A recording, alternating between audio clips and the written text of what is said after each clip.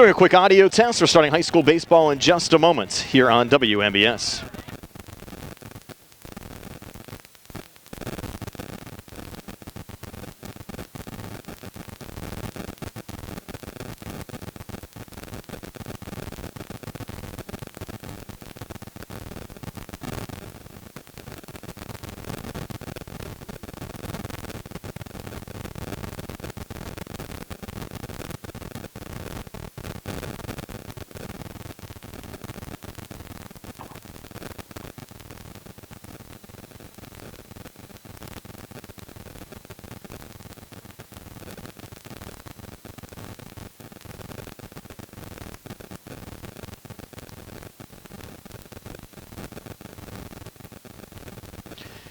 It's time for another C. Harper Auto Group High School Sports Day here on WMBS, Facebook Live, and the Trib Live High School Sports Network. We're at Ringgold High School today as the Uniontown Red Raiders take on the Ringgold Rams. Our broadcast being brought to you in part by Penn Residential, Essential Marcom, Amy's Quilt Room, Henry and Stewart Audiology, the law offices of Zebley, Mahalow, and White, Jackson Farms Dairy Store, the C. Harper Auto Group Movement Physiotherapy, Davis & Davis Attorneys at Law, Russ Playhill, your local Allstate insurance agent, First Federal Savings and Loan Association of Greene County, the Catholic War Veterans, Post 1669 in Hopwood, Potter's Bar and Grill, Uniontown Detailing, Ford of Uniontown, Movement Physiotherapy, the WVU Medicine Uniontown Hospital, Peachin's Pharmacy, M&R Transit, the Sprouse Insurance Group and insurance agent David Hughes, NovaCare Rehabilitation, Ted Silva and Son Body and Fender Repair, John Marietta for Fayette County Commissioner, South Union Township Supervisor Rick Vernon, Melinda Delarose for Judge, Mama Ruca's Pizza Shop, the Center's Rehab Services and physical therapist Jim Burns,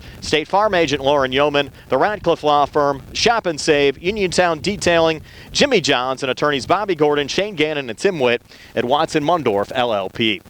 Brian Morozak along with you, Matt Sapienza behind the camera on this Facebook Live exclusive. As we said, the Uniontown Red Raiders taking on the Ringgold Rams. The Rams 4-5 overall, and they will enter conference play today 2-2.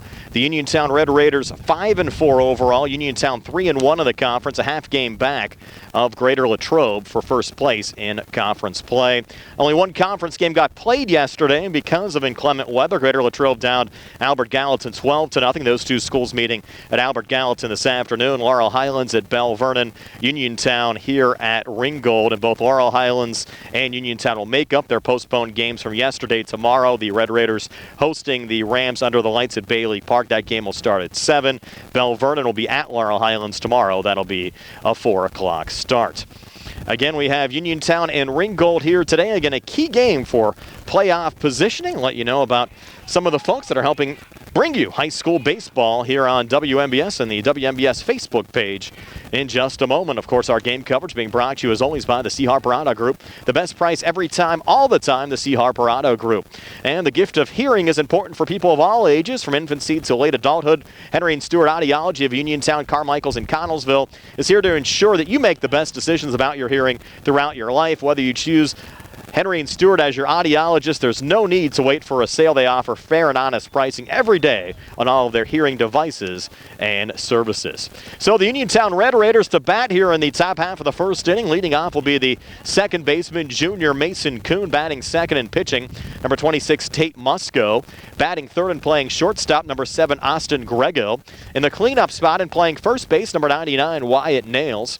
Batting fifth and playing third base, number 33, Clay Dean. Batting sixth and in center field, number 14, Christian Thomas.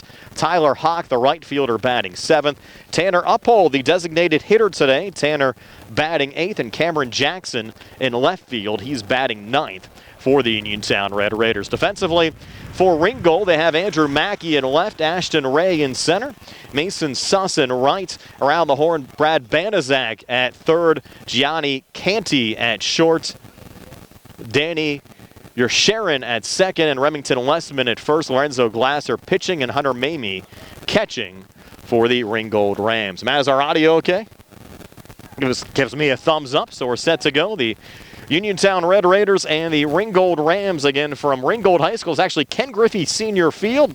Matt Sapienza saw Joe Montana Stadium for the first time driving up here as well today. A lot of history here in the Carroll Township area right near Monongahela for the Ringgold Rams and their program over the years. We mentioned on the mound for Ringgold, Lorenzo Glasser here today, and looking at some of Glasser's numbers on the season so far this year. Enters with 21 1/3 innings pitched, has given up 19 hits, 10 runs, 6 of them earned, struck out 13 and walked 7 so far this season. Lorenzo Glasser entering the game with a 1-2 record, 1.97 ERA. This will be his 6th appearance of the season.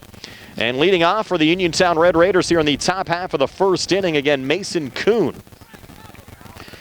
Kuhn, the junior second baseman, batting .316 with no homers and 4 RBIs. Righty versus righty matchup here as Glasser looks in on the first pitch to Mason Kuhn. Just a little inside for ball one. A little chilly here at Ringgold today. Game time temperature around 51 degrees. Have some winds blowing in as well. I'm actually going to put on the winter jacket for the rest of the broadcast here today as well, with things cooling off. 1-0 pitch on the way, and that one low and inside takes us to 2-0 from Glasser to Kuhn. Again, Uniontown a 3-1 conference record. Red Raiders swept their opening series of the year before splitting last weekend against the Bell Vernon Leopards, as the 2-0 is popped up into the second baseman's hands. That's Danny for Sharon making the grab for the first out of this top half of the first inning. So Kuhn retired F4, and that'll bring up Tate Musco, the junior pitcher. Musco batting .310 with 5 RBIs, batting from the left side. Again, Musco on the mound today. You would expect Uniontown will throw Christian Thomas at Bailey Park tomorrow night against the Ringgold Rams. Glasser's first pitch here to Musco is foul tipped, so it takes the count to 0-1. Ball back into the hands of Lorenzo Glasser.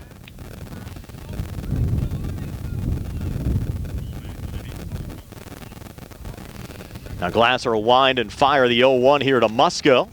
Catches the corner, and just like that, Tate finds himself behind 0-2. Austin Grego due up next for Uniontown. He's had a hot bat as of late, batting .433. And now the 0-2 here to Musco. Little check swing sent foul on the left side. Count remains 0-2. Glasser to Musco. We're hoping to bring you the Laurel Highlands Bell Vernon game tomorrow. We'll be back with Uniontown on Friday, as the Red Raiders will have their senior day game against Brownsville at Bailey Park. That'll be a 7 o'clock start. We'll have that game both on the radio and on Facebook Live. 0-2 again to Musco, and he kind of chased that but got a piece of it, ruled foul. So the count remains 0-2. And Matt, if you can lower the volume just a little bit there on your phone feed, just getting a little bit of feedback into my headphones, I'd appreciate it. The count remaining 0-2 now. From Glasser to Musco. As Glasser winds and fires again, breaking balls, chopped foul. Count remains 0-2. I have to thank Matt Sapienza behind the camera, pulling a little double duty. Matt's been busy, worked the midday shift for us Friday and Monday, along with the morning shift today, and helping us out a little shorthanded, running the camera for us here at Ringgold today. 0-2 again to Musco. Swing and a miss, strike 3. And Lorenzo Glasser picking up his first strikeout of the afternoon, sending down Musco. So 2 up, 2 down for the Red Raiders here in the top half of the first inning. That'll bring up the junior shortstop, Austin Grego. As we mentioned, Grego batting .433 with a homer and 12 RBIs so far on the season. Grego batting here from the right side against the righty Glasser.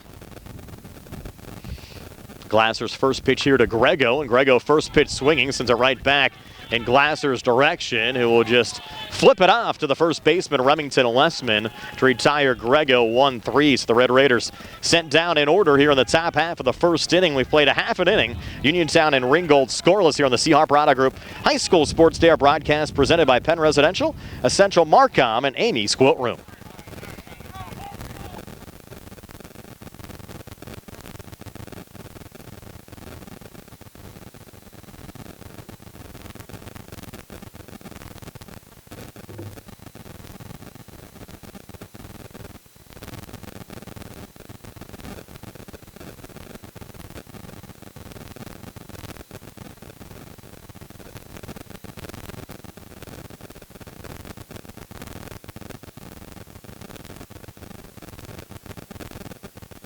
We're moving to the bottom of the first inning in just a moment. I have to tell you that Penn Residential is a human service agency providing around-the-clock services and support for individuals with intellectual and developmental disabilities. The residential homes are located within local communities to offer residents quality care while also encouraging autonomy. They are a fast-growing company offering rewarding employment opportunities to direct support professionals interested in making positive impacts in the life of others. Positions start at just $16 an hour, and you'll receive a full benefits package within 90 days. For more information about current career opportunities, visit PennResidentialInc.com/careers. Amy's Quilt Room is also a full-service quilt shop in Uniontown that welcomes sewers of all skill levels. If you're looking for inspiration for your next quilting project, you want to look at the variety of fabrics, patterns, and notions in their shop. For more information, visit amysquiltroom.com or stop in to 20 West Penn Street in Uniontown. Amy's Quilt Room, a fresh and modern twist to a timeless tradition. So moving now to the bottom half of the first inning. Again, the Ringgold Rams and the Uniontown Red Raiders scoreless so far here from Ken Griffey Senior Field. We'll set the batting lineup now for the Ringgold Rams along with the defense for the Uniontown Red Raiders. And leading off for the Rams here today will be Lorenzo Glasser, number 24, the pitcher. Batting second, Gianni Cantini, the shortstop. Hunter Mamie catching and batting third. Mason Suss in right field batting fourth. Andrew Mackey in left field batting fifth. Ashton Ray, the center fielder, batting sixth. Remington Lessman playing first base and batting seventh. Brad Banaszak playing third base and batting eighth. And Danny Verscheren playing second base and batting ninth for the Ringgold Rams. We mentioned it was Ringgold's senior day here today against Uniontown. Defensively for the Red Raiders, they'll have Tate Musco pitching, Jack White catching, Cameron Jackson out in the left, Christian Thomas in center, and Tyler Hawk in right. Clay Dean playing third, Austin Grego playing short, Mason Kuhn at second, and Wyatt Nails at first. Tate Musco pitching and Jack White catching for the Uniontown Red Raiders. So the lefty, Tate Musco, set to go. First pitch on the way, fastball swing and a miss from Lorenzo Glasser, and the count at 0-1. Glasser, a 6'1", 185 senior, came into the game with a .267 average and 4 RBIs so far this year. And now the 0-1 on the way, and that one high to even up the count at 1-1 from Musco to Glasser.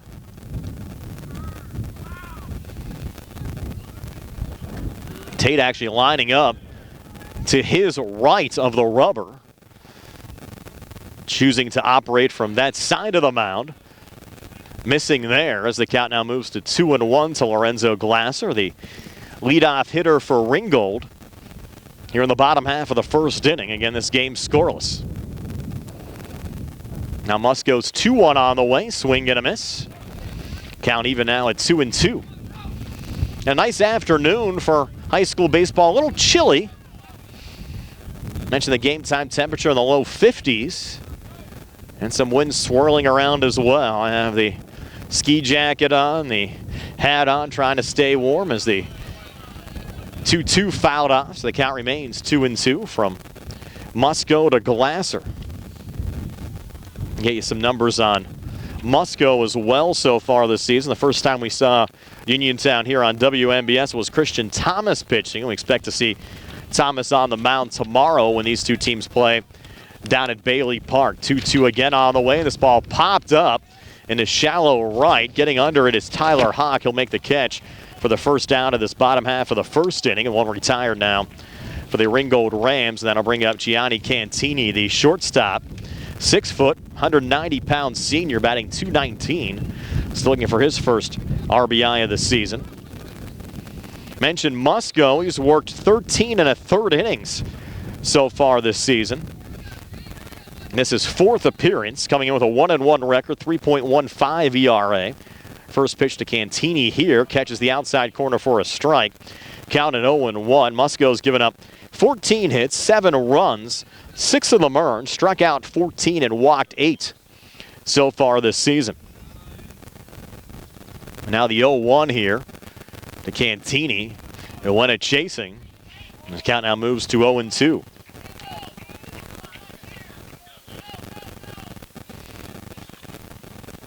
And 1 out in the bottom of the first in a scoreless game. We play 7.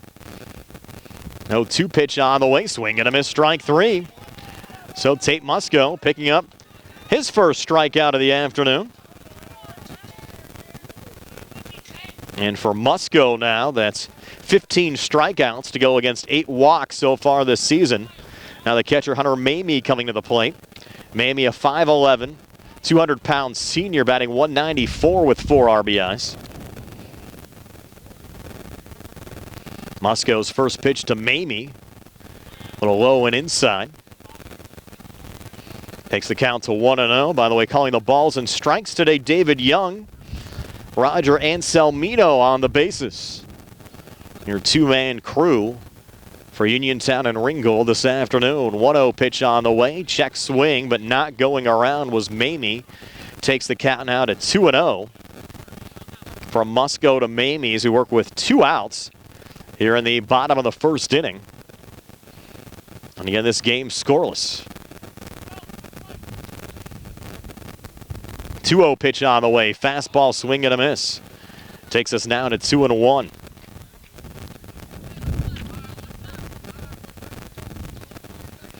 Mamie now back in the batter's box. Pretty deep in the box. 2-1 pitch here from Musco. Misses outside. Count now moves to 3-1. And for our first base runner on either side this afternoon. Red Raiders were retired 1-2-3 in the top half of the first. 3-1 pitch on the way. Fastball, check swing. Actually got stuck in the fence. Makes the count to 3-2. Don't often see that. And showing some leaps there, pulling it down, Mason Suss, who's in the on-deck circle for the Rams.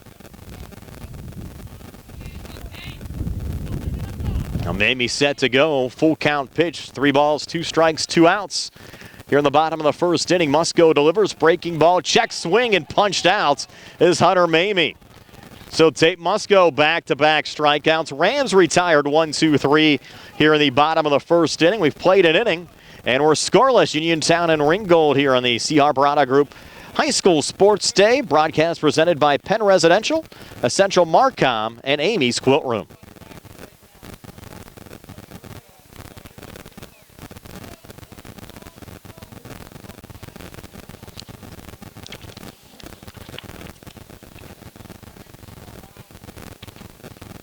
Hillbilly John Marietta is ready to ride his way to becoming your next Fayette County Commissioner. He's firm on the Bill of Rights, our Constitution, faith and freedom, and standing up for Fayette County. Pennsylvania needs good leaders. Courage is contagious. On Tuesday, May 16th, vote for John Marietta for Fayette County Commissioner. This message has been paid for by John Marietta. The Catholic War Veterans Post 1669 in Hopwood, a proud supporter of local high school sports. In fact, their annual charity golf outing has contributed dozens of scholarships to Fayette County students. The Catholic War Veterans Post 1669 in Hopwood. And they're also going to have a big event coming up, a Veterans Breakfast coming up as well. We'll tell you more about that in just a couple of minutes as well. But the Catholic War Veterans Post 1669 in Hopwood always doing such a fine job in our community. And that Veterans Breakfast coming up on Saturday, May the 20th. Breakfast will be served from 8 a.m. until 1 p.m. Again, at the Catholic War Veterans Post 1669 in Hopwood. Includes pancakes, sausage, bacon, eggs, coffee, tea, orange juice, and milk. RSVP not required. It's open to veterans, police, and fire at no charge. And they ask for a goodwill donation from all guests as well. And also for Farm Fresh dairy products, stop in at Jackson Farms Dairy Store, Route 40 at Briar Hill. Enjoy delicious hot deli items available Monday through Friday. Eat in or take out. Jackson Farms Dairy Store features quality dairy products, the most delectable homemade ice cream you'll ever eat, and now available at Jackson Farms, their own farmhouse cheddar cheese and cheese curds. Why not stop in to Jackson Farms today? Again, I have to thank our presenting sponsors of this Uniontown baseball game, Penn Residential, Essential Marcom, and Amy's Quilt Room. Of course, all of our broadcasts here on WMBS, our high school sports broadcasts, the C. Harper Auto Group High School Sports Day. So for Uniontown, it's Wyatt Nails, Clay Dean, and Christian Thomas here in the top of the second inning. With this game still scoreless as Wyatt Nails takes the first pitch for ball 1 from Lorenzo Glasser. Now the 1-0 from Glasser to Nails, and Nails a swing and a miss. Evens up the count now at 1-1. Nails for the season. Junior batting .367, has homered twice and driven in 14 runs already this year. Good numbers for Wyatt Nails. 1-1 now from Glasser. Catches the inside corner. Takes us to 1-2.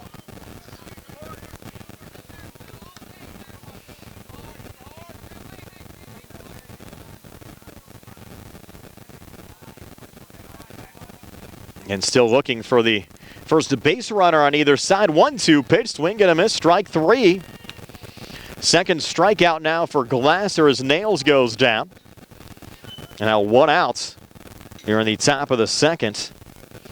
And that'll bring up Clay Dean, the senior third baseman, batting .385 with a homer and 9 RBIs. Glasser's first pitch to Dean. This is the outside corner, takes the count to 1-0. That sun out, warming things up a little bit when the wind's not blowing. Gets a little chilly when you feel that wind, but certainly warmer than yesterday. 0-1 pitch now to Dean. Misses low, evens up the count at 1-1, and the weather should be good for all the scheduled high school baseball games tomorrow. Expecting to see highs in the upper 60s, might reach into the 80s for any games being played on Thursday before a possibility of some rain returns on Friday. The 2-0 pitch catching the strike zone takes us to 2-1.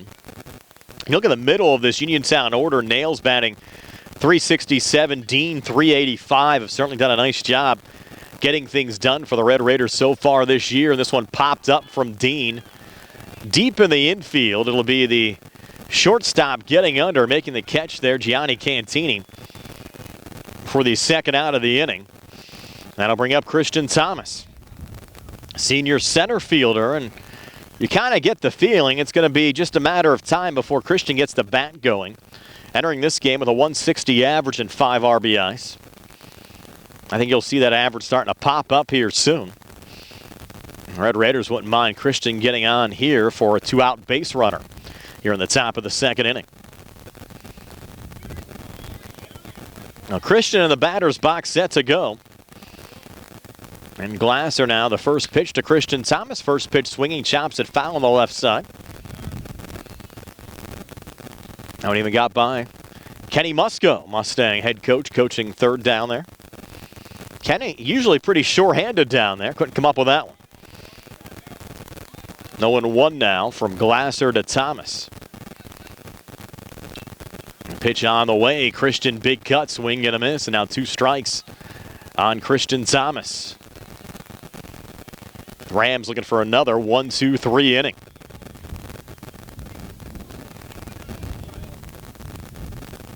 Now the 0-2, Glasser to Thomas, is on the way.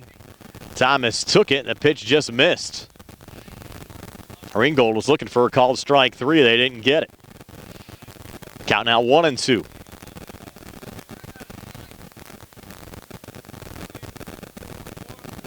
Now Glasser's 1-2 here to Christian Thomas, who chops it down the third base line. Fair ball. Tough play there from Brad Banaszak. Can't make the throw in time.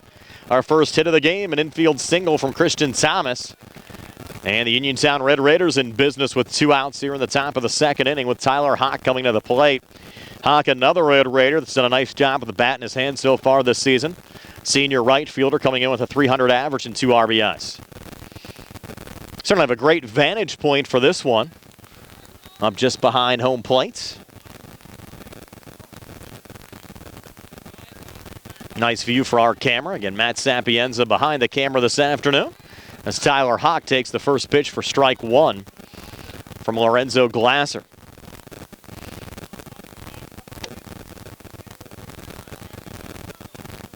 Now Hawk back in the batter's box. Quick check of Thomas. Head first slide back into first safely.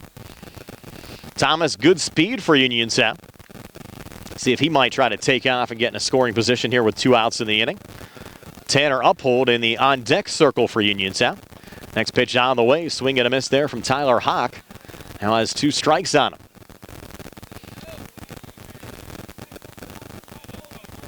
Red Raiders looking for a little 2-out magic here in the top of the second.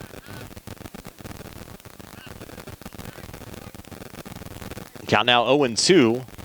From Glasser to Hawk, pitch on the way, Thomas going, pitch missed, high throw going down to second. Good job to back up there from Gianni Cantini behind Yasharin.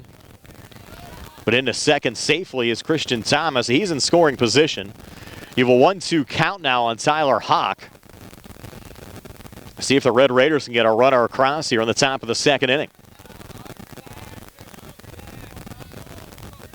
A two-step leadoff second now from Thomas. 1-2 pitch on the way, and Hawk just got a piece of it, chopping it foul. So the count remains 1-2. Uniontown had that 11-1 win over Bell Vernon last Tuesday, but then lost to the Leps, their first conference loss of the season, on the road on Wednesday. 1-2 pitch now to Tyler Hawk, called strike three. Tyler thought it was a little low. Home plate umpire said right at the knees. That's the third strikeout of the game for Lorenzo Glasser. So the Red Raiders leave Thomas stranded at second. Through an inning and a half, we'll move to the bottom of the second. Game still scoreless. Ringgold and Uniontown here on the CR Parada Group High School Sports Day broadcast presented by Penn Residential, Essential Marcom, and Amy's Quilt Room.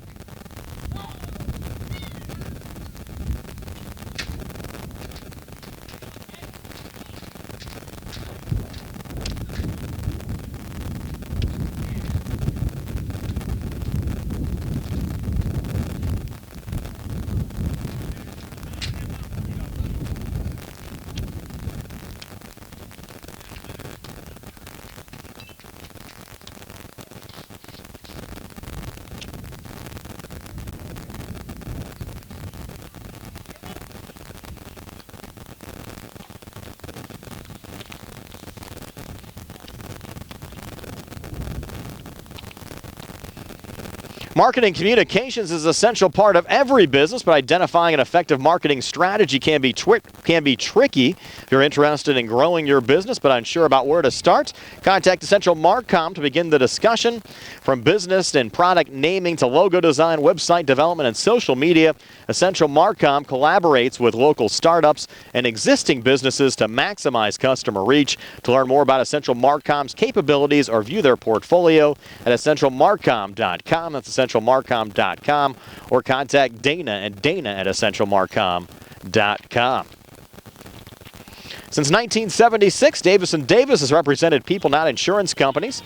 Their lawyers have experience in litigating or settling personal injury claims, medical and malpractice cases. For more information, you can phone Davis & Davis at 724-437-2799.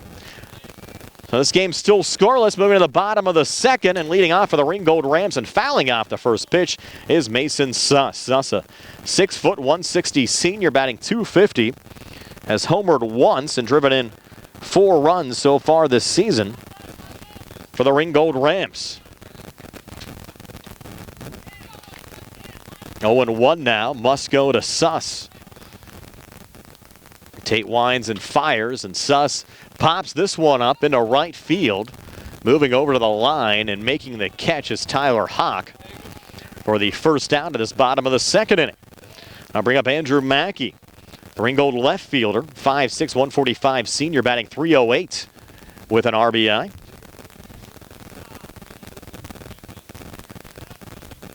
Mackey, a lefty, against the lefty Tate Musco. And Jack White catching for the Uniontown Red Raiders here today. It's a lefty versus lefty matchup.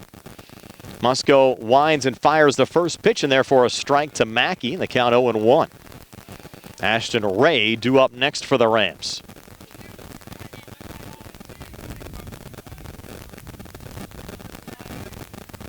Now Musco's 0-1 here to Mackey. Low and outside, that one hopped away. Evens up the count now at 1-1. There's one base runner in this game so far. It was Christian Thomas, who had an infield single in the top of the second. Base runners have been hard to come by.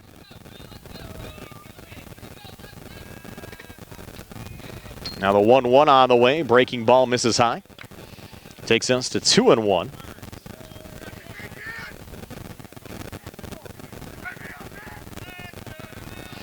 Laurel Highlands and Bell Vernon. They were scheduled to start at 4 today. Their game actually delayed until 4:45 as Musco came inside there and almost clipped Mackey. Rolled a ball on the inside.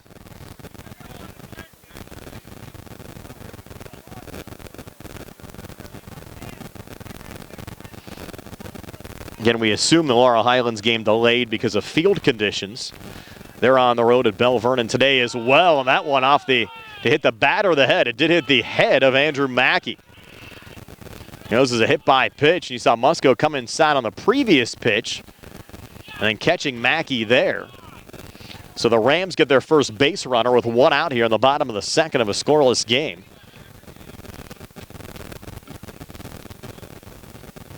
And Ashton Ray will now come to the plate.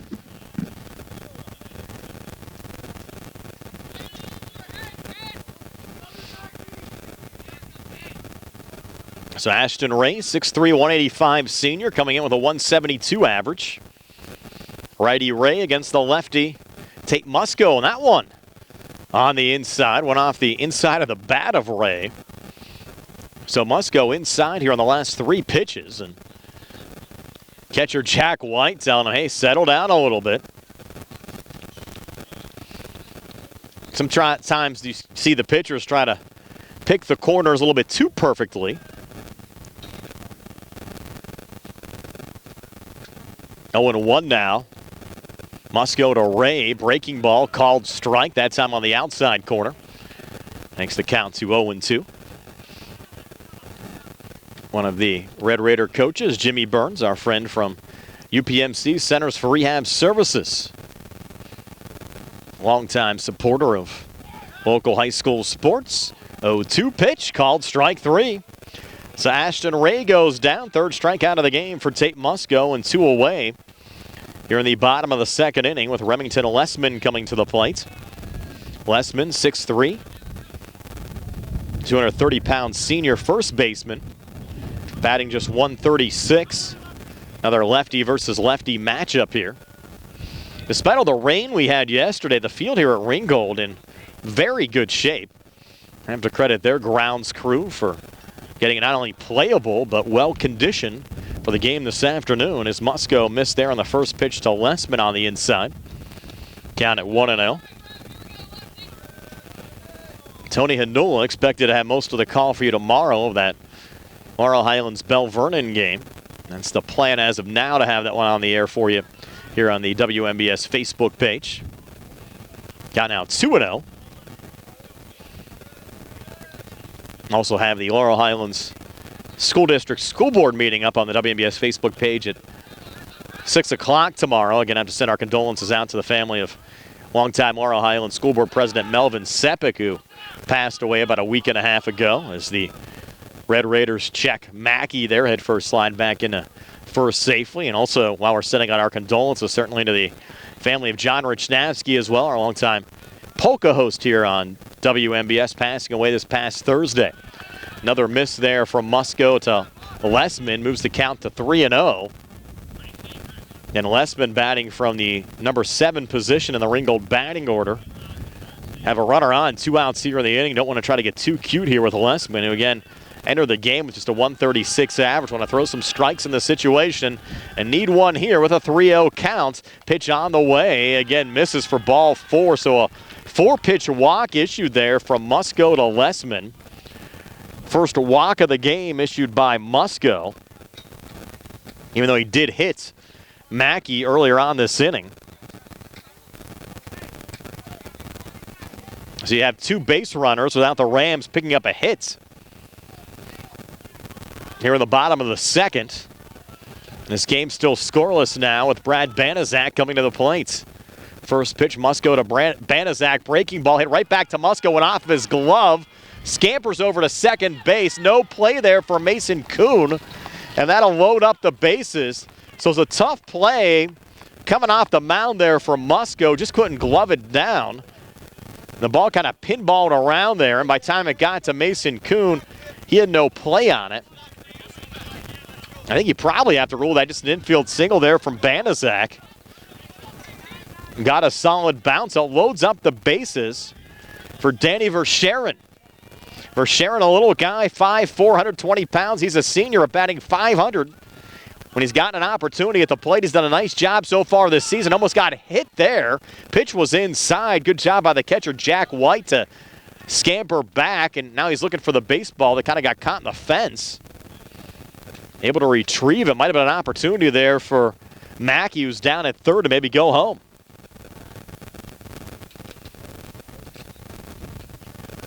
So the first pitch missed for ball one.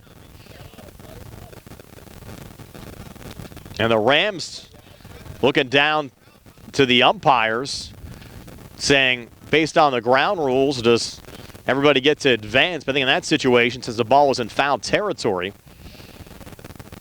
the runners cannot go in that situation. It's just a 1-0 count now. Must go to Verscheren. And the pitch from Tate, high and in tight.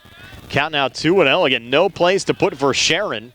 With the bases loaded, he's the sixth Ram to bat here in the bottom of the second inning.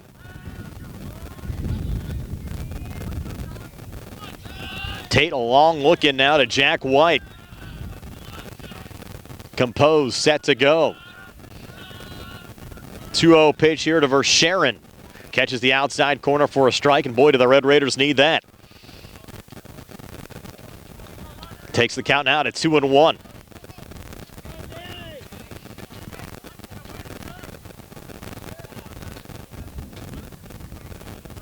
Now must go out of the stretch again. 2-1 pitch here to Verscheren. Puts it on the ground to second. Should be routine. Gets to Mason Kuhn, who makes the force out at second. So goes as a fielder's choice, 4-6 to end the inning. So the Rams leave the bases loaded here in the bottom of the second. We've played 2 innings here at Ken Griffey Senior Field, and we're scoreless between the Uniontown Red Raiders and the Ringgold Rams. Here on the C. Harper Group High School Sports Day, broadcast presented by Penn Residential, Essential Marcom, and Amy's Quilt Room. And we understand the delay at the Laurel Highlands Bell Vernon game, delayed because there's no umpires. Was not field conditions, so no umpires at the Laurel Highlands Bell Vernon game. Hopefully they're able to track down some umps for that one, especially since the Mustangs made the trip up to Bell Vernon to play that game today. Again, they're scheduled to play at Laurel Highlands tomorrow, but we're in the top of the third already here at Ken Griffey Senior Field, scoreless between Uniontown and Ringgold. And COVID might still be with us for a while. Time to order your free at-home COVID test. You'll have them when you need them at Peach & Pharmacy. You can get free COVID tests. Just phone 724-626-9600. That's 724-626-9600. You can stop in at the pharmacy at Peachin's Market in Connellsville.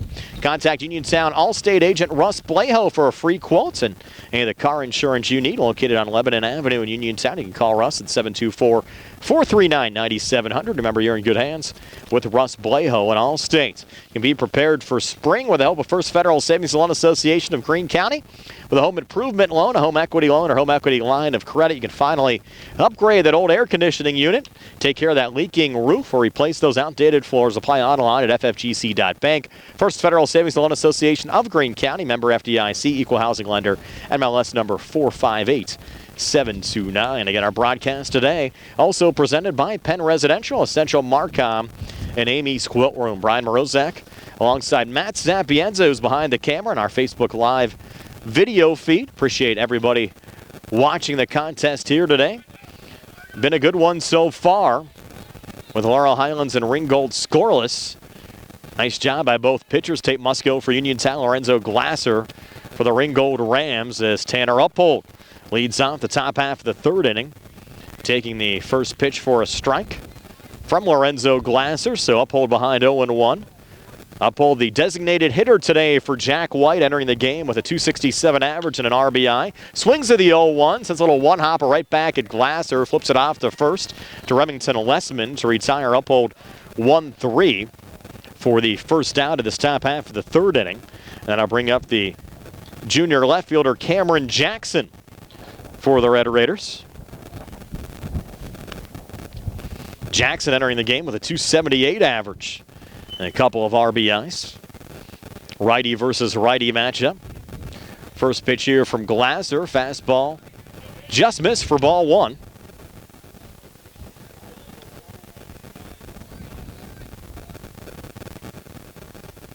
Now Glasser set with the 1-0 here to Cameron Jackson, who hits it on the ground. Going into short, Cantini there. Long throw over to first in time to Remington Lessman. So Jackson retired 6-3 for the second out of this top of the third. And then I'll bring up the top of the order again for the Red Raiders and Mason Kuhn.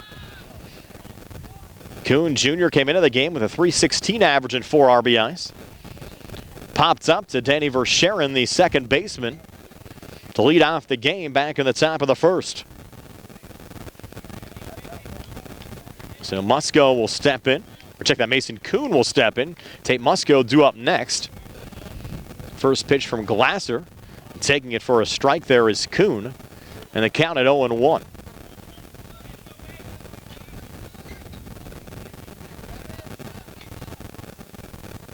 Now the 0-1 to Mason. With that pitch a little high and outside. Remember watching Mason's dad, JC, about 15 years ago was a prize fighter in the area. See him frequently down in Pittsburgh, Morgantown, even out in Mountaineer. Great professional boxing career. Now his son Mason doing a nice job here for the Uniontown Red Raiders on the diamond. One of our good friends, Uniontown Mayor Bill Gerke, was a longtime supporter of JC back in the day as well.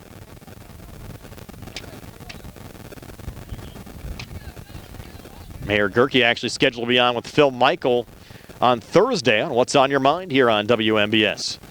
1-2 pitch on the way, a little check swing sent down the right field line, and that ball going just foul.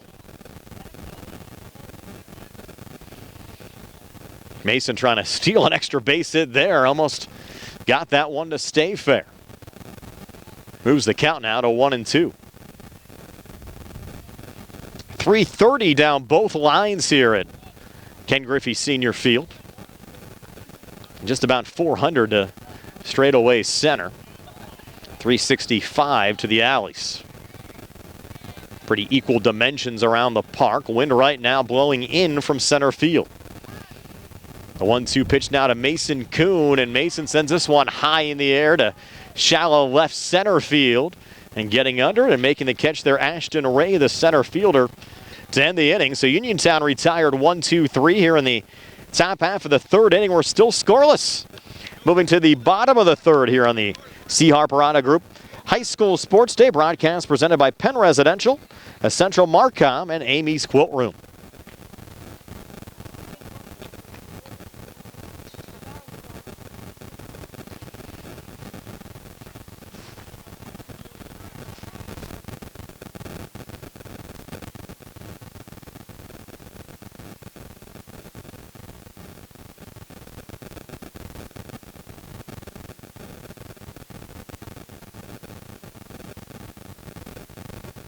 Of course, a longtime supporter of our pregame show here on WMBS, the Sprouse Insurance Group and insurance agent David Hughes. They get you ready for every game. They're located at 217 West Main Street in Uniontown. You can phone 724-437-9812 for the Sprouse Insurance Group. Of course, our game coverage is also brought to you by the C. Harper Auto Group. The best price every time, all the time. The C. Harper Auto Group, an experienced audiologist in Uniontown. Carmichaels and Connellsville, Henry and Stewart Audiology. They're here to ensure that you make the best decisions about your hearing throughout your life. When you choose an audiologist, there's no need to wait for a sale when you go to Henry & Stewart. They offer fair and honest pricing every day on all of their hearing devices and services. Henry & Stewart Audiology. Of course, Penn Residential, one of our presenting sponsors for Uniontown High School Baseball, a human service agency providing around-the-clock service and support for individuals with intellectual and developmental disabilities. For more information about current career opportunities at Penn Residential, you can visit them online at PennResidentialInc.com/careers, and they have direct support professional positions starting at just $16 an hour, and you can receive a full benefit package after 60 days. So this game moving right along so far. I don't want to jinx it, but we're already moving into the bottom of the third inning. Uniontown and Ringgold still scoreless here from Ken Griffey Senior Field. This will be the Rams coming to the plate. Tate Musco still on the mound, and Ringgold with the top of their order due up here in the bottom of the third. Lorenzo Glasser, Gianni Cantini, and Hunter Mamie. First pitch from Musco to Glasser misses outside for ball one. Glasser flew out to Red Raider right fielder Tyler Hawk back in the bottom of the first inning.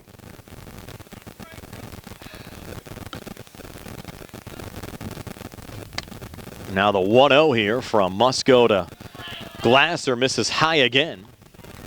Takes the count to 2-0.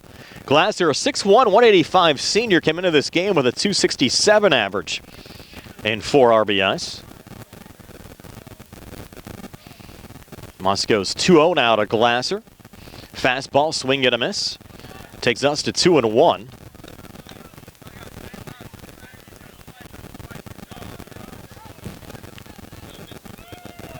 JC Kuhn checking in on our live stream. Appreciate you watching, JC. 2-1 on the way. That one a little check swing, sent into right field, charging from right and moving over to the line to make the grab there is Mason. Yeah, check that. Tyler Hawk for the first out of this bottom of the third inning. Now Gianni Cantini will come to the plate. Cantini, one of the 3 strikeout victims of Tate Musco so far in this game. 6 foot, 190-pound senior. Came into the game with a 219 average. Cantini, the righty, against the lefty Tate Musco. Musco's first pitch in there for a strike, 0-1. Rams sent 6 men to the plate in that bottom of the second inning. Just had the 1 infield single from Brad Banaszak. Andrew Mackey was hit by a pitch. Remington Lessman walked, but the Rams came up empty. 0-1 now to Cantini. Called strike 2. Count now 0-2.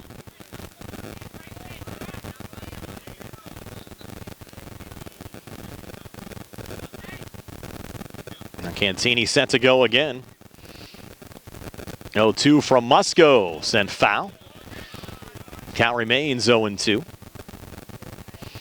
Rams in their home whites. Dark blue numbers. Little Vegas gold trim. Uniontown in the away maroons today with the white numbers and gray pants as Jack White, the catcher, comes out to have a little talk here with the pitcher, Tate Musco. Now the home plate umpire, David Young, about to go and break up the discussion as Laurel Highlands head coach Kenny Musco coming out as well. Just checking on things. And Tate back on the mound. Of course, Tate Kenny's son, Red Raider Jr. Count 0-2 now to Gianni Cantini. Musco winds and fires the 0-2, misses outside. Takes us now to 1-2.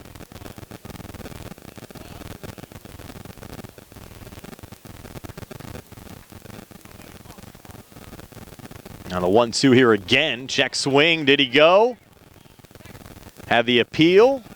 And the base umpire who they appealed to, Roger Anselmino, says no, he did not go. The count now even at 2-2. Again, 1 out as we work here in the bottom of the third. Ringgold and Uniontown still scoreless.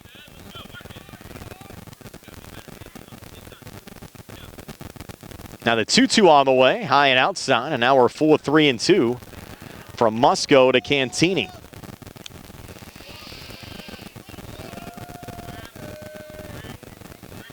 Tate looking for a quick inning here in the bottom of the third. And Cantini's done a nice job to work his way back into this count. 3-2 on the way. Swing and a miss, strike 3. Pitch was a little low. Cantini won it chasing. 4th strikeout of the game for Tate Musco in the second out of this bottom of the third inning. Now with Hunter Mamie coming to the plate. Mamie struck out looking to end the bottom of the first inning. 5'11", 200-pound senior came into the game with a 194 average and 4 RBIs.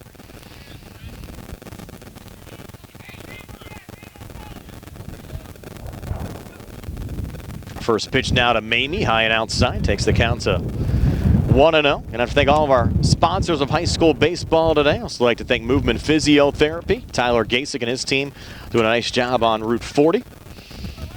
Potter's Bar and Grill, great place to go before or after the game. And Uniontown Detailing, right down the street from WMBS on South Mount Vernon Avenue. 1-0 pitch, a little high again, takes us to 2-0.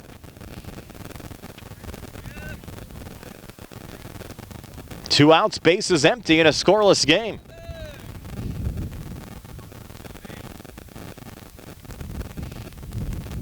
(2-0) now for Musco to Mamie. That one low actually hit the dirt before it got to Jack White. Got out 3-0. And Mason Suss due up next.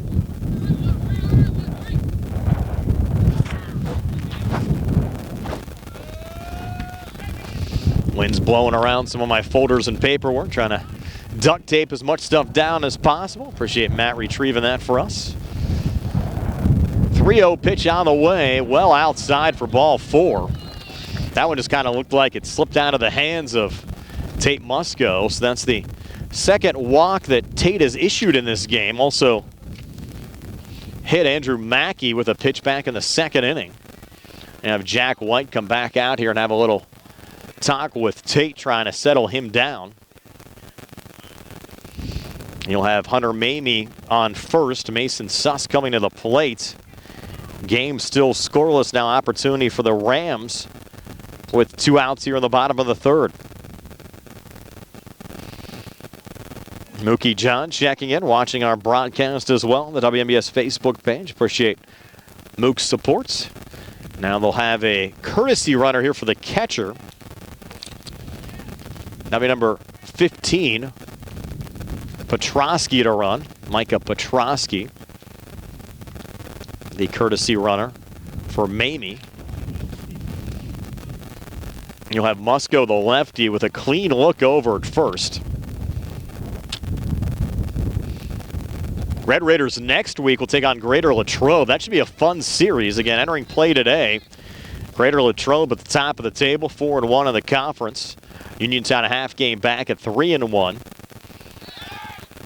Latrobe crushed Albert Gallatin yesterday 12-0. Those two schools playing at AG again this afternoon, wrapping up their 2-game series. Of course, Greater Latrobe, they have the turf up there. They can play in just about any weather conditions up in Westmoreland County.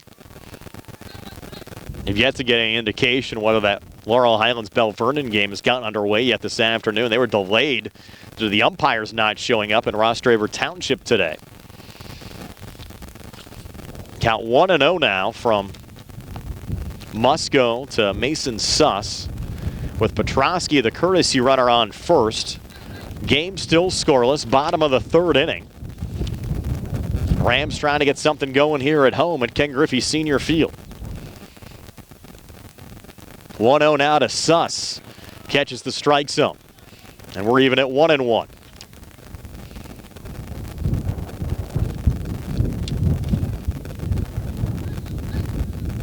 Rams left the bases loaded in the bottom of the 2nd inning without being able to produce a run. 1-1 pitch here. Misses outside again. Takes us to 2-1.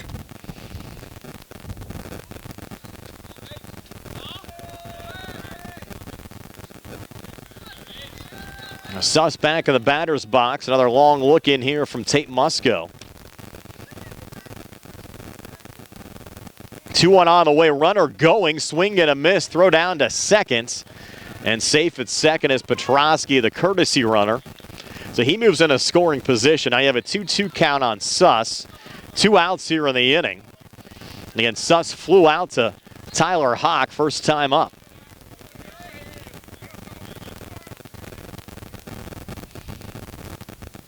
Here we go again, 2-2.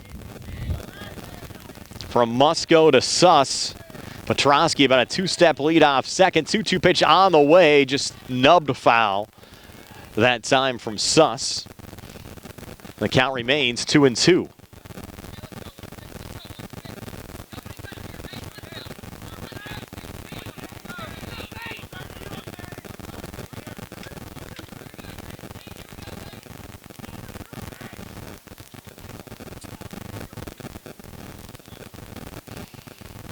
Tate another long look in, and now he'll step off.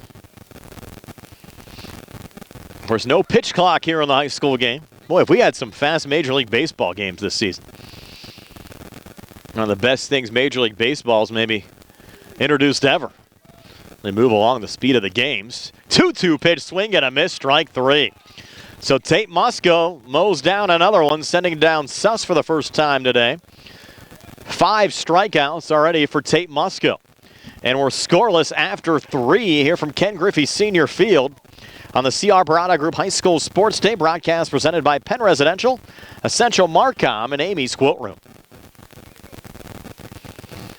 By the way, the Laurel Highlands Bell Vernon game, they still have not started yet in Rostraver Township due to the umpires not showing up. So that game delayed almost an hour. Hopefully they can get a crew out there. They'll have to come back later on in the week to get that game in.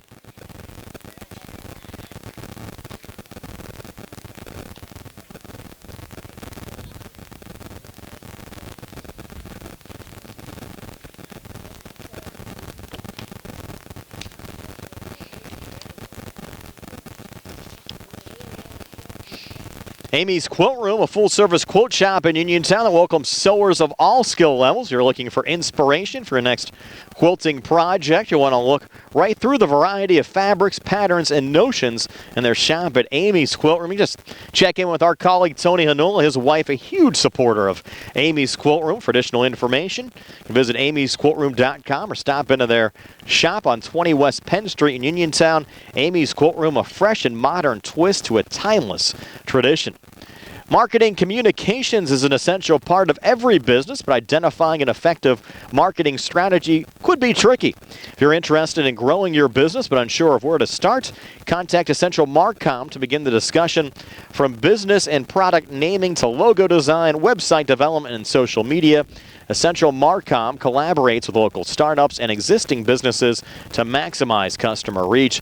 Learn more about Essential Marcom's capabilities and view their portfolio at essentialmarcom.com. That's essentialmarcom.com, or you can contact Dana and Dana at essentialmarcom.com. So the Uniontown Red Raiders coming to bat in a scoreless game here in the top half of the 4th inning. They'll have hitters 2, 3, and 4 due up. Tate Musco, Austin Grego, and Wyatt Nails still looking for the game's first run. It'll be Tate Musco leading things off. He struck out swinging against Lorenzo Glasser. First time up back in the top of the 1st. Came into the game with a .310 average and 5 RBIs. Junior pitcher for Uniontown.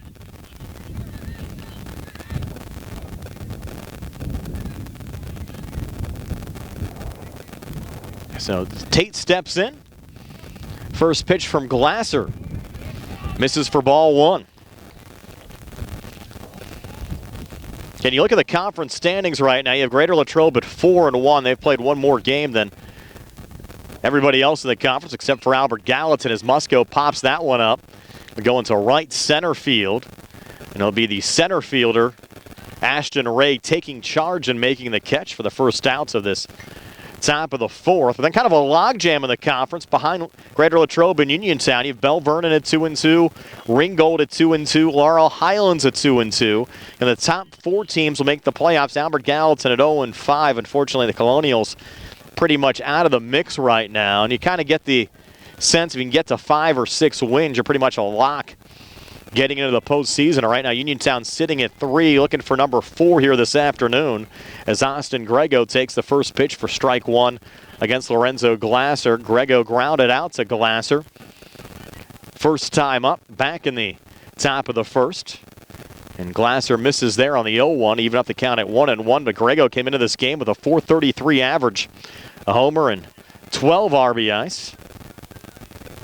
Junior shortstop for Uniontown. 1-1 now. Breaking ball. It's missed a little low. Takes us to 2-1. And Uniontown will have their senior night coming up on Friday against Brownsville. We'll have that game for you here on WMBS. First pitch scheduled for 7 o'clock from Bailey Park. Hopefully the weather cooperates. That game both on the radio and on Facebook Live. 2-1 pitch in there for a strike. We're even at 2-2. Hopefully you're enjoying some of these Facebook exclusive games we've been bringing you as well throughout the spring, certainly allowing us to get more game broadcasts on the air to you. We have some other broadcast conflicts on the radio side. 2-2 fouled off there from Grego. Count remains 2-2.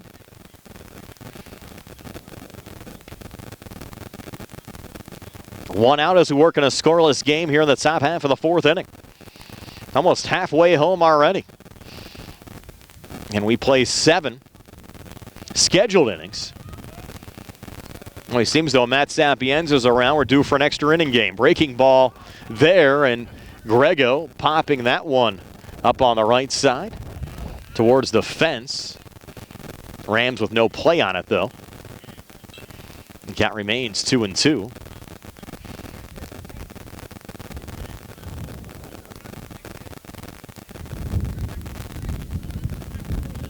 Appreciate Matt's help this week, and we've been a little shorthanded at WMBS. Also have to wish our colleague Bill Madden the best in his recovery. Bill hoping to get back on the air with us in early May as Grego looks at strike 3 for the second out of the inning. So Grego goes down, 2 outs with the bases empty now in the top of the 4th. And for Glasser adding him up, it's now 4 strikeouts so far in this game. Now Wyatt Nails at the plate. Nails is one of those strikeout victims to start the second. Wyatt now calls time and steps out.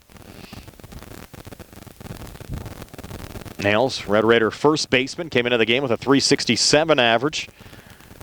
And his bat packs a punch. 2 home runs already, 14 RBIs for the Red Raiders. And Nails swings the first pitch here, chops it foul on the left side. Takes the count to 0-1.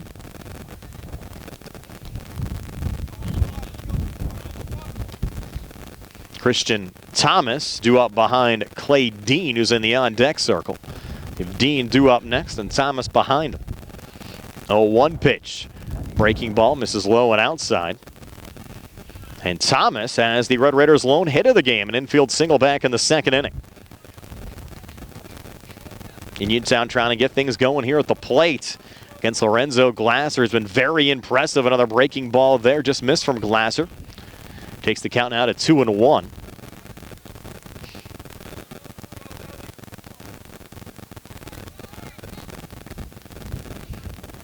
Now the 2-1 on the way. And that one chop foul from Nails. We talked about all the history here at Ringgold, Joe Montana Stadium, Ken Griffey Senior Field, and of course the Red Raiders playing in a historic park as well. Bailey Park in Uniontown certainly has been a big part of the Uniontown community for so many years, and really have to credit all the folks in the city of Uniontown and the Uniontown baseball boosters renovating Bailey Park and getting it baseball ready again over the last couple of years. And Nails sending one through there on the left side, so a 2-out single to left for Wyatt Nails, and Uniontown in business here on the top of the 4th. So a timely hit from Wyatt Nails. And that'll bring up Clay Dean. Again, Dean already a home run this season, .385 average. Has driven in 9 runs for the Uniontown Red Raiders. And now Dean will have a little discussion here with Red Raiders skipper Kenny Musco.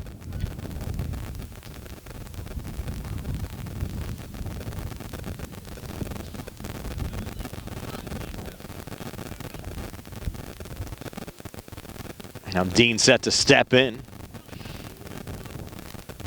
A little delay here as Dean tightens up those batting gloves. Dean popped up to Gianni Cantini, the Ringgold shortstop. Back in the second inning. We'll throw over to first. I don't think Wyatt Nails is going anywhere.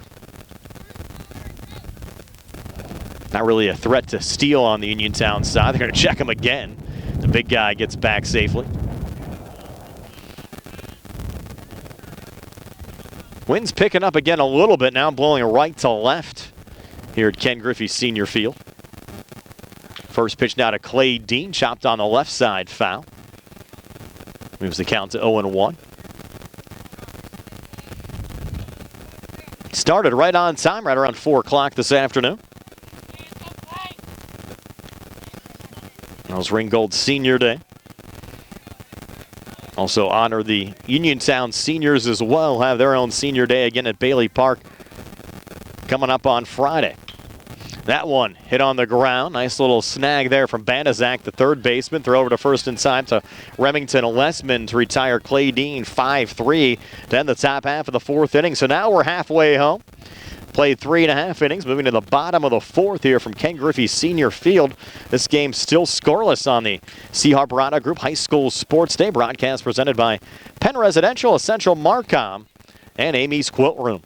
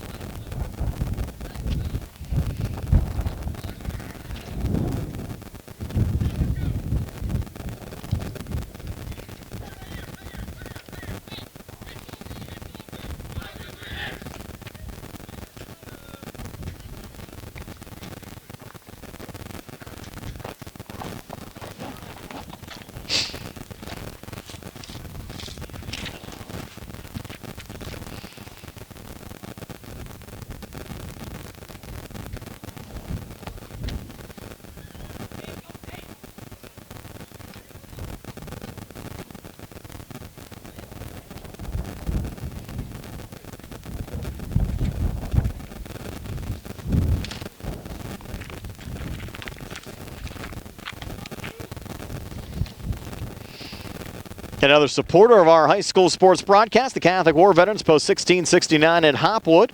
In fact, their annual charity golf outing has contributed dozens of scholarships to Fayette County students. Catholic War Veterans Post 1669 in Hopwood. Again, we mentioned they have a big veterans breakfast coming up in May.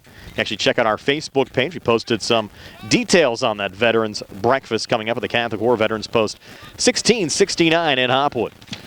So moving to the bottom of the fourth. On the Ringgold side, you have Andrew Mackey, Ashton Ray, and Remington Lessman due up. Hitters 5, 6, and 7. And Mackey takes the first pitch for ball one from Tate Musco. Mackey was hit by a pitch first time up back in the second inning. Now the 1-0 on the way. Mackey sends that one foul.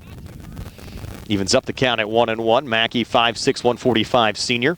Came into the game with a .308 average and an RBI.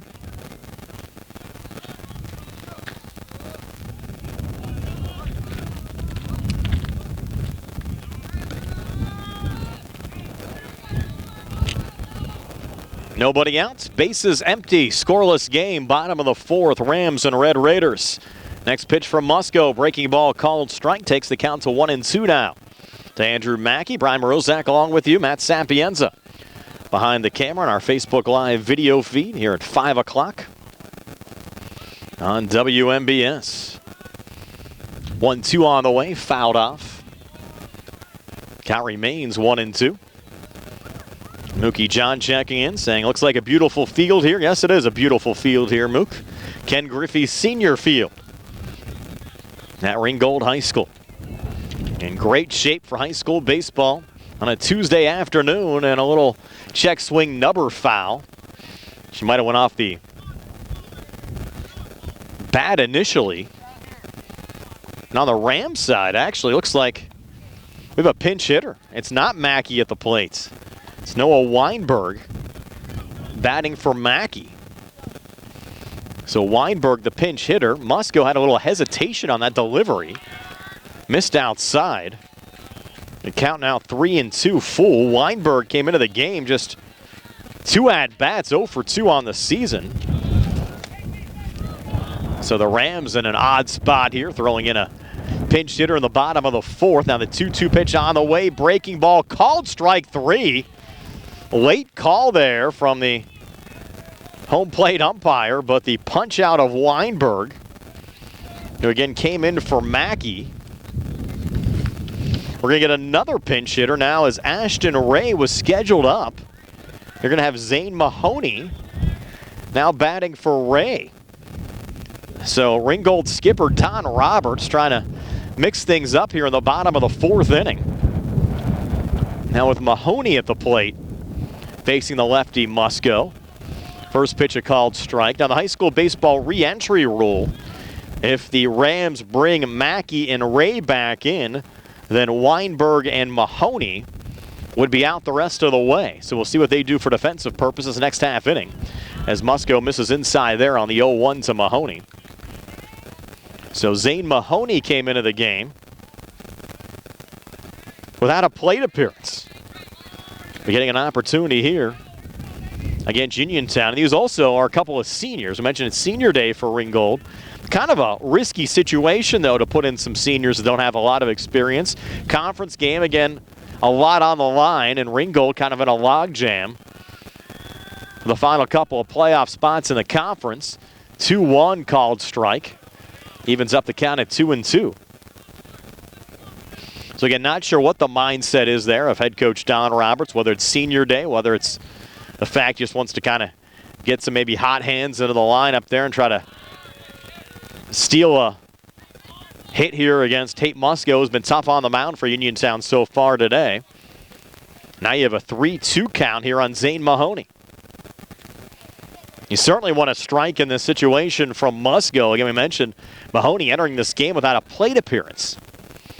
Payoff pitch on the way, and he missed inside on the 3-2. Tried to bring the heat, but it was inside, and credit Mahoney showing a good eye there, drawing the one-out walk here in the bottom of the fourth. And the Rams in business with a base runner, with Remington and Lessman now hitting in his scheduled spot. He walked first time up. Senior first baseman came into the game with a 136 average. Big guy does pop a punch from his bat. Lefty versus lefty matchup, and checking the runner there is Musco. Head first, slide back safely from Mahoney.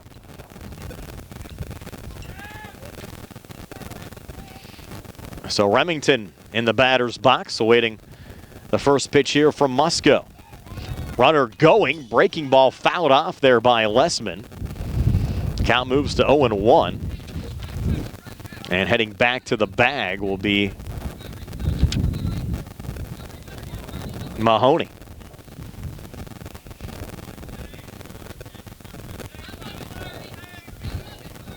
So Lessman back in the batter's box. We'll see if Mahoney runs again. Musco, quick check, and went off the glove there of Wyatt Nails, who was quick to the fence to retrieve it before Mahoney could take a shot at running down to second.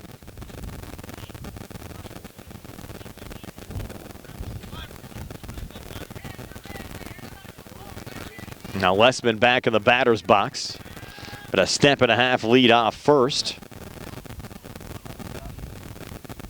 0-1 pitch on the way, swing and a miss, and now 2 strikes on Remington Lessman. Tate Musco so far with 6 strikeouts on the Uniontown side.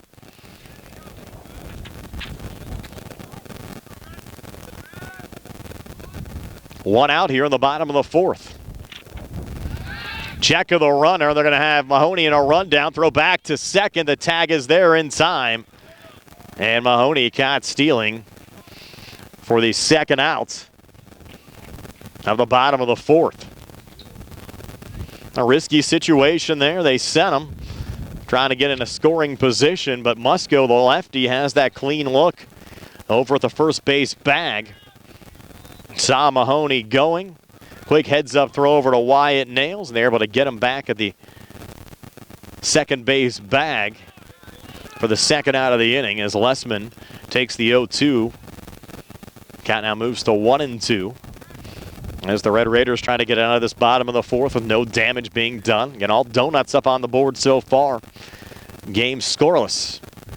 1-2 now on the way to Lessman. Swing and a miss, strike 3.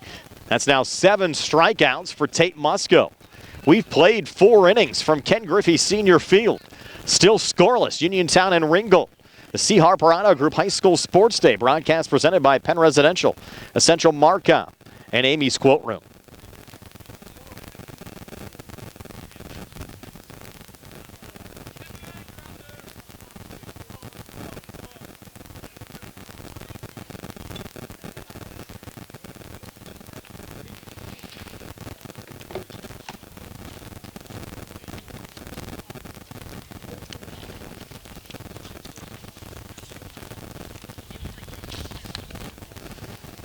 For farm fresh dairy products, stop into Jackson Farms Dairy Store at 40 at Briar Hill and enjoy delicious hot deli items available Monday through Friday. Eat in or take out. Jackson Farms Dairy Store features quality dairy products, the most delectable homemade ice cream you will ever eat. And now available at Jackson Farms is their very own farmhouse cheddar cheese and cheese curds. Why not stop into Jackson Farms today? I think Matt's going to try to get me to stop there on the way home.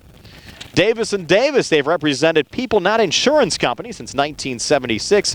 Their lawyers have experience in litigating or settling personal injury claims, medical malpractice cases, and wrongful death actions together with domestic real estate, workers' compensation, and municipal law experience. For more information, you can phone 724-437-2799 for Davis & Davis. You can also stop in at Peachin's Pharmacy for all of your prescription needs right in downtown Connellsville in the Peachin Market. Give them a call. Free prescription delivery, 724-626-9600 for Peachin Pharmacy. So we're now to the top of the fifth. Still looking for the game's first run. It's hitters 6, 7, and 8 for Uniontown. Christian Thomas, Tyler Hawk, and Tanner Uphold. Thomas leading things off has one of only 2 Uniontown hits in this game. No swing and miss at the first pitch from Lorenzo Glasser. Counted 0-1. You had Thomas with an infield single in the second. Then Wyatt Nail singled to the left in the fourth. Red Raiders a little activity now in their bullpen. As Austin Grego loosening up. 0-1 now on the way to Thomas. Check swing. Did he go? No. Count even at 1-1.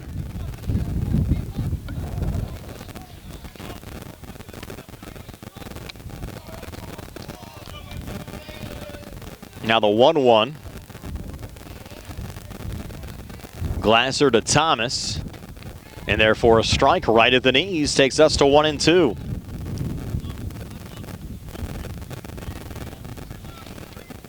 And Musco has been effective for Uniontown on the mound, and you wonder how long the leash is on him, or with it being a cooler day. As Thomas strikes out there, they might have the plan maybe going the first couple of innings with Musco and then coming back with Grego to wrap up the game. So Thomas strikes out, and 1 out now in the top of the fifth. That's now 5 strikeouts in this game for Lorenzo Glasser now, with Tyler Hawk coming to the plate. And Hawk, one of those strikeout victims, back in the second inning.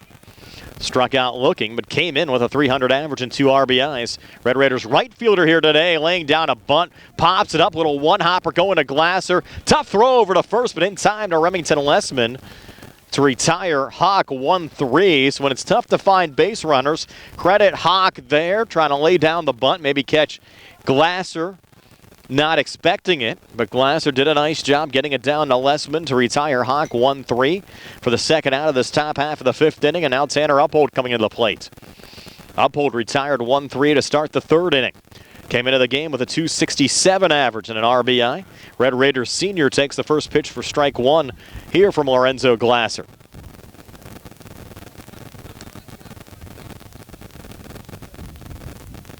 Uphold back in the batter's box. No 1 on the way, swing and a miss. Now 2 strikes on Tanner Uphold.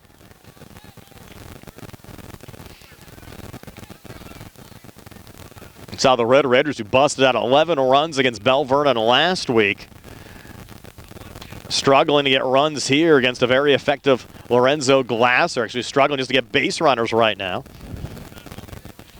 Had only 2 base runners all game long. Now a 1-2 count here on Uphold. And that's a called strike 3, and down goes Tanner. The 2 strikeouts in the inning for Lorenzo Glasser, who's now sent down 6 for the game. So move to the bottom of the fifth, still scoreless. Ringgold and Uniontown. See our Brada Group High School Sports Day broadcast presented by Penn Residential, Central Marcom, and Amy's Quilt Room.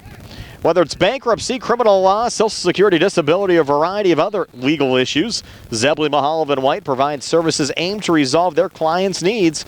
You can phone Zebley, Mahalovan White at 724-439-9200 or visit them online at zeblaw.com. You can be prepared for spring with the help of First Federal Savings and Loan Association of Greene County. With a home improvement loan, home equity loan, or home equity line of credit, you can finally upgrade that old air conditioning unit, take care of that leaking roof, or replace those outdated floors. Apply online at ffgc.bank. First Federal Savings and Loan Association of Greene County, member FDIC, equal housing lender, MLS number 458729. And UPMC's Centers for Rehab Services on Wayland Smith Drive offers cutting-edge physical therapy. Jim Burns and his staff are residents of the community. They treat sports injuries, neurological conditions, back sprains and strains, joint replacements, hand injuries, and other conditions.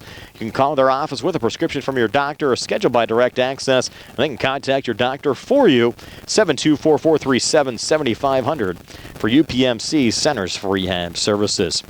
Also have to thank Ford of Uniontown and M&R Transit as well for their support this afternoon. All of our fine sponsors bringing you local high school sports here on the WMBS Facebook page and the Trib Live High School Sports Network. Brian Morozak alongside Matt Sapienza. Appreciate you joining us for some high school baseball action. And we're already in the bottom of the 5th inning. This game's still scoreless. Ringgold and Uniontown.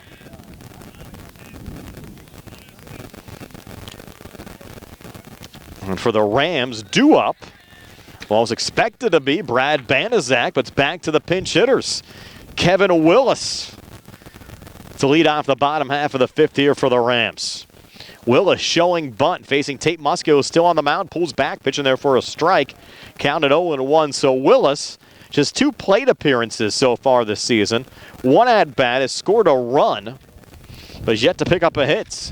Opportunity here against Musco in a scoreless game in the bottom half of the 5th. Counted 0-1. Pitch from Tate on the way. Catches the outside corner for strike 2. I don't think the Ringgold dugout like that call.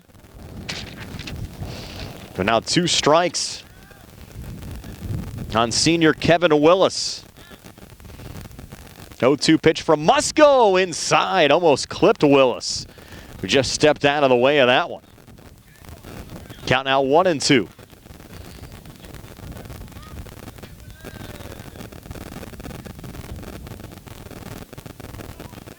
Now Musco wind and fire the 1-2 here to Willis. Fastball just missed inside.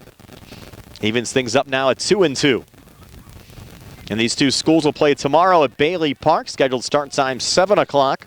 We'll have the Red Raiders back on WMBS Friday for their senior night game against Brownsville at 7.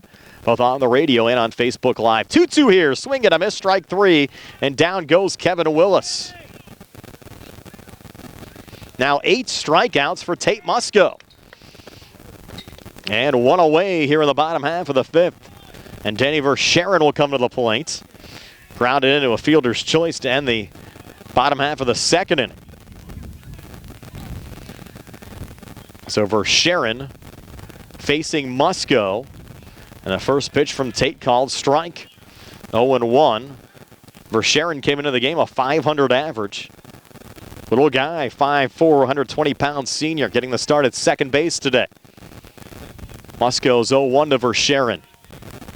Just missed a little low, evens up the count at 1-1.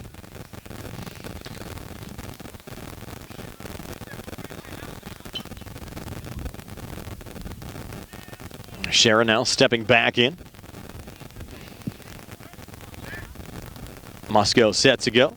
1-1 pitch on the way, and Verschaeren sends it high in the air. Charging from center is Christian Thomas. Makes the catch for the 2nd out of the inning. So Thomas on his horse from center field, making the grab, and now 2 away for the Rams in the bottom half of the 5th. And the Laurel Highlands Bell Vernon game, we understand, finally getting underway. The umpire crew thought the game was a 7 o'clock start. They had a scheduled 4 o'clock start, and they finally got a crew there. We sit here at 5:16 to start the game at 5:15. And we actually asked about that as well. Again, with all the weather this week, we're kind of uncertain about our schedule. We're scheduled to have both Laurel Highlands and Uniontown on the radio yesterday. But, of course, both of those games getting rained out as Glasser fouls off the 1-0 pitch from Musco to even up the count at 1-1. Glasser 0 for 2 today. But we had questioned because we had two options today. Obviously, one to come here, one to go to the Laurel Highlands Bell Vernon game. We're trying to get both Laurel Highlands and Uniontown on the air for a conference game this week. So decided to come here today and do the Mustangs tomorrow as that pitch, the 1-1 misses inside, takes us to 2-1 now to Glasser. And we had asked about the scheduled start time because usually Bell Vernon plays all their games under the lights, and they told us 4 o'clock, which was a bit of a surprise because most of the time the Leopards play at 7 o'clock at home. I guess the umpires thought the same thing. 2-1 pitch, called strike, takes us to 2-2. Mentioned Glasser 0 for 2 today. Both of his outs, fly ball outs to Tyler Hawk out in right field as the Rams start making their trek through the order for the third time here this afternoon. Now the 2-2 on the way. Breaking ball just missed. You had Musco making his way to the dugout. Home plate umpire did not agree, so we're full now 3-2. Musco to Glasser.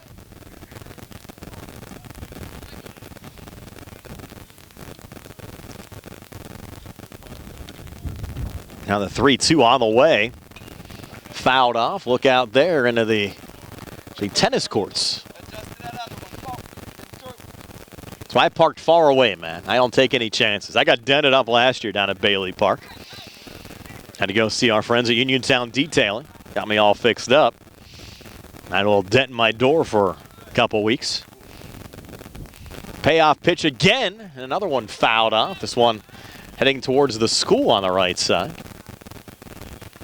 Bouncing up there. Pretty good crowd for high school baseball. You look on top of the hill there. A lot of fans out for the game today. 3-2 now. 2 outs, bottom of the 5th. Payoff pitch, breaking ball, chopped on the ground to short. Grego there, throw over to first in time to Wyatt Nails to retire Glasser 6-3, so 1-2-3. Bottom half of the 5th inning. We're still scoreless after 5 here on the C. Harper Group High School Sports Day. Broadcast presented by Penn Residential, Essential Marcom, and Amy's Quilt Room. Got a longtime sponsor of our pregame show here on WMBS, the Sprouse Insurance Group and insurance agent David Hughes. They're located at 217 West Main Street in Uniontown. They always get you ready for the game. Phone 724-437-9812 for the Sprouse Insurance Group. Also have to thank NovaCare Rehabilitation. 2 local locations, one in Uniontown, one in Masontown, which opened up about a year or so ago. Let's do a great job getting you rehabbed for whatever activities you want to get back at. So I have to thank NovaCare Rehabilitation. Also, Ted Sova and Son Body and Fender Repair on Atlas Road in Hopwood. Longtime supporter of local high school sports and high school baseball as well. Teddy Sova and his sons all playing out at Laurel Highlands in the past. Also have to thank South Union Township Supervisor Rick Vernon for his support, along with Melinda Delarose, candidate for judge. And our friends at Mamaruka's Pizza Shop, located right off of Barton Mill Road in Uniontown. So for the Red Raiders, we're into the top of the 6th already. They'll have hitters 9-1-2 up. Cameron Jackson, Mason Kuhn, and Tate Musco. Last 4 Red Raiders have been retired. Their last hit came from Wyatt Nails with 2 outs in the top of the 4th inning. Only other Red Raider hit came also with 2 outs in the top of the 2nd from Christian Thomas. Cameron Jackson, who will lead off this inning, grounded out 6-3 back in the 3rd. Playing left field today. Red Raider dugout now trying to get into this one. Trying to talk it up a little bit here for Uniontown. In the top of the 6th. First pitch to Jackson, breaking ball, well hit into left field, right at the line, and ruled a foul ball. You had Andrew Mackey making his way over to the line, just could not track that one down. So Jackson sends it foul as a strike on him. The Red Raiders trying to get something going. Here in the top of the 6th. Glasser's 0-1, swing and a miss. Big time cut there from Cameron Jackson. Got now 0-2.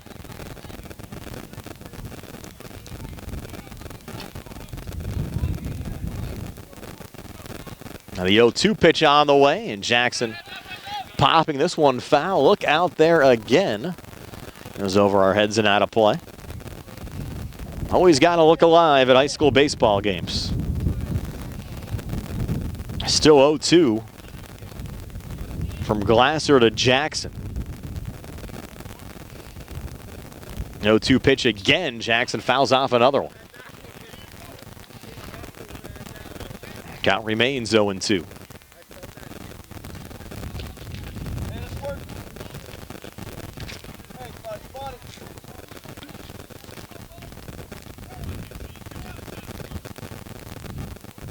Another 0-2 pitch. Breaking ball hit on the ground to second.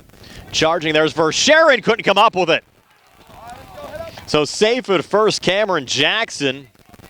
Score that E4. And the Red Raiders a base runner here at the top of the sixth, trying to get something going. And Dom D'Amico checking in on our live stream, asking about the Laurel Highlands Bell Vernon game. Dom, they actually just started that contest. Had about an hour and 15-minute delay. The umpires thought the game was scheduled for 7 o'clock. They got underway about 5:15 this afternoon.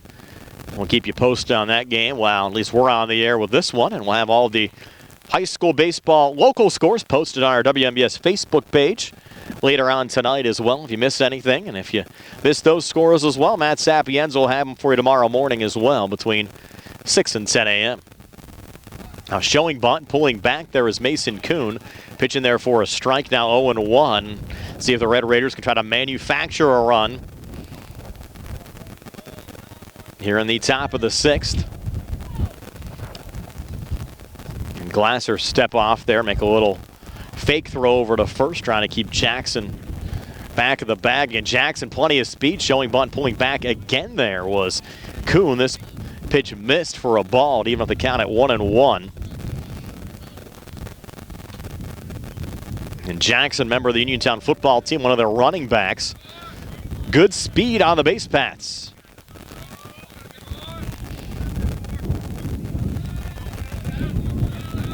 Back in the batter's box again is Mason Kuhn. 1-1 on the way. Jackson's going. Throw down to second. Close play, but underneath the tag. Safe at second. There was Jackson. The ball actually scampered into shallow center field. So stolen base from Cameron Jackson. Uniontown with a runner in scoring position. Nobody out, top of the sixth. You have Mason Kuhn at the plate. Count is 1-1 on Kuhn.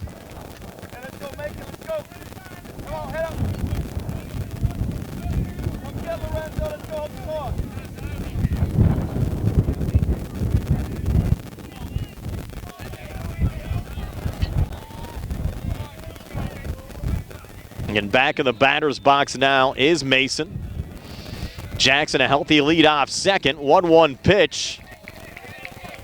Missed low and out. To actually update the scoreboard. It was 1-2 on that last pitch. So that pitch missing now. It's 2-2. So 2-2 the correct count. Glasser to Kuhn. With Jackson at second. Certainly want to make contact here for Mason in this situation.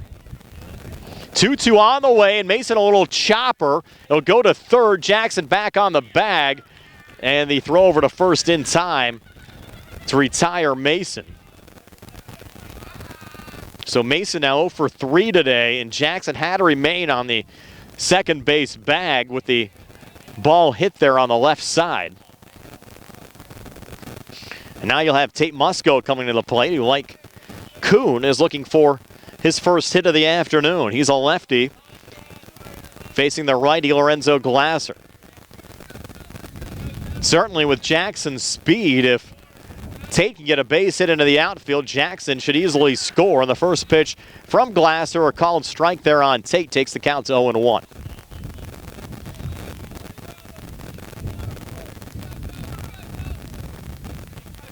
Now Tate back in the batter's box. 0-1 pitch here from Glasser. Missed a little low, hopped away from the catcher, and Jackson down to third. Jackson heads up play there, saw Mamie with a little juggle. As soon as he saw the juggle, he went down to third and got in safely. And good news for Laurel Highlands. They're in the top of the first inning. The Mustangs with 5 runs against the Bell Vernon Leopards. So Laurel Highlands putting a 5 spot on the scoreboard in the top of the first, leading Bell Vernon 5-0. And I understand they're still hitting in the top of the first. The Mustangs looking for more in that one, and a swing and a miss there from Musco. And now Tate with 2 strikes on. Looking for our game's first run here. We're in the top of the 6th. Scoreless still between Uniontown and Ringgold. But the best opportunity of the game now for Uniontown, with Jackson down at third. Musco at the plate. 1 out here in the inning. 1-2 pitch on the way. Musco. Chopper gets through on the right side, and Uniontown scores the game's first run. RBI single will go into center field from Tate Musco, his 6th ribby of the year. Drives in Cameron Jackson. And Uniontown a 1-0 lead here over Ringgold. And we'll get a courtesy runner for the pitcher Musco. It'll be Tyler Gasper to run. So Jackson and Musco coming through for the Red Raiders here in the top of the 6th. A little discussion here at the mound between Hunter Mamie and the pitcher Lorenzo Glasser. You also had the infield in a little bit there with Jackson down at third. Certainly might have contributed to Musco's ball getting into center field. Now first pitch swinging there from Austin Grego. Gets through on the right side into right. And you have the speedy Tyler Gasper heading down to third. Throw is there, not in time. Into second goes Austin Grego. So give Grego a single to right, gets to second on the throw. And also advances Gasper, the courtesy runner, down to third base. So now you have 2 in scoring position. Red Raiders already a run across here on the top of the 6th. You wonder if that's going to do it here for Glasser.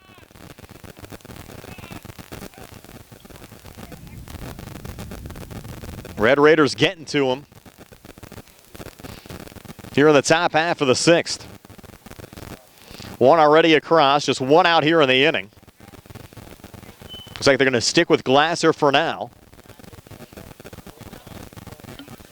Red Raiders looking for a little cushion. You never know how many insurance runs you might need over the final 2 innings. And now Wyatt Nails at the plate. Nails 1 for 2 today. Got a hit last time up. Singled into left field. Again, came into the game with a .367 average. 2 homers and 14 RBIs. 2 on, 1 out, 1 already across. Uniontown looking for more. Glasser, first pitch to Nails, and he'll golf that one on a line in a left field. Caught there by Mackey, and you had Gasper a bit off the bag. Did not allow him to tag up on the play. And a quick relay in for Mackey in left field. Heads up play there from Andrew Mackey. And Nails retired off a well-hit ball. And now they're going to intentionally walk Clay Dean to load up the bases. So you get the force out everywhere. Of course, Dean a home run threat, but Christian Thomas not a bad hitter either. The numbers might not show it so far this year, but he had an infield single and stole a base back in the 2nd inning.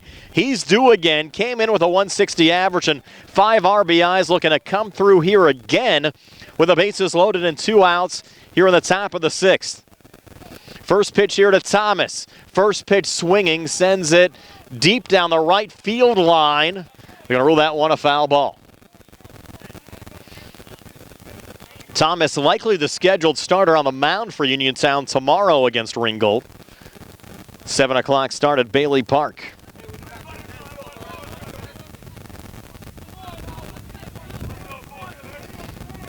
So Laurel finished with 5 runs, by the way, in the top of the first. So it's 5-0.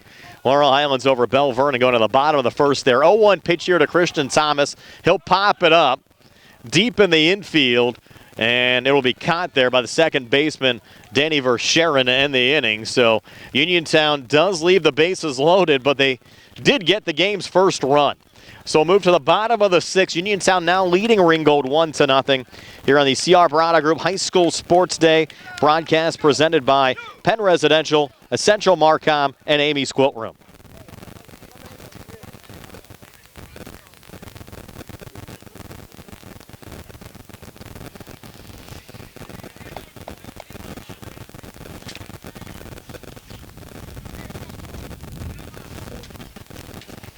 Gonna have to thank some of our high school baseball sponsors today, including Uniontown Detailing, Shop and Save, Jimmy John's, and at Shop and Save Walnut Hill Plaza, and attorneys Bobby Gordon, Shane Gannon, and Tim Witt at Watson Mundorf LLP. Of course, our game coverage always brought to you by the C. Barada Group, the best price every time, all the time, the C. Barada Group, and our live Uniontown baseball broadcast today presented by Penn Residential, Amy's Quilt Room, and Essential Marcom. So the Red Raiders sticking with Tate Musco here to start the bottom half of the 6th inning. It'll be hitters 2, 3, and 4 now for the Ringgold Rams. Gianni Cantini, Hunter Mamie, and Mason Suss. If the Rams stick with the scheduled lineup, we've seen them alter from that a couple of times throughout the course of the afternoon. In fact, every time it seems like they've gotten some of their seniors into the game. Understand one of those Mustang runs, I mentioned they plated 5 against Bell Vernon in the top of the first. 2-run home run from Frank Kula. His 2nd home run of the season. Uniontown and Laurel Highlands, by the way, will meet on May 1st and 2nd. The May 1st game at Bailey Park at 7 o'clock. May 2nd game at Laurel Highlands. Of course, we'll have both of those games on our WMBS platforms.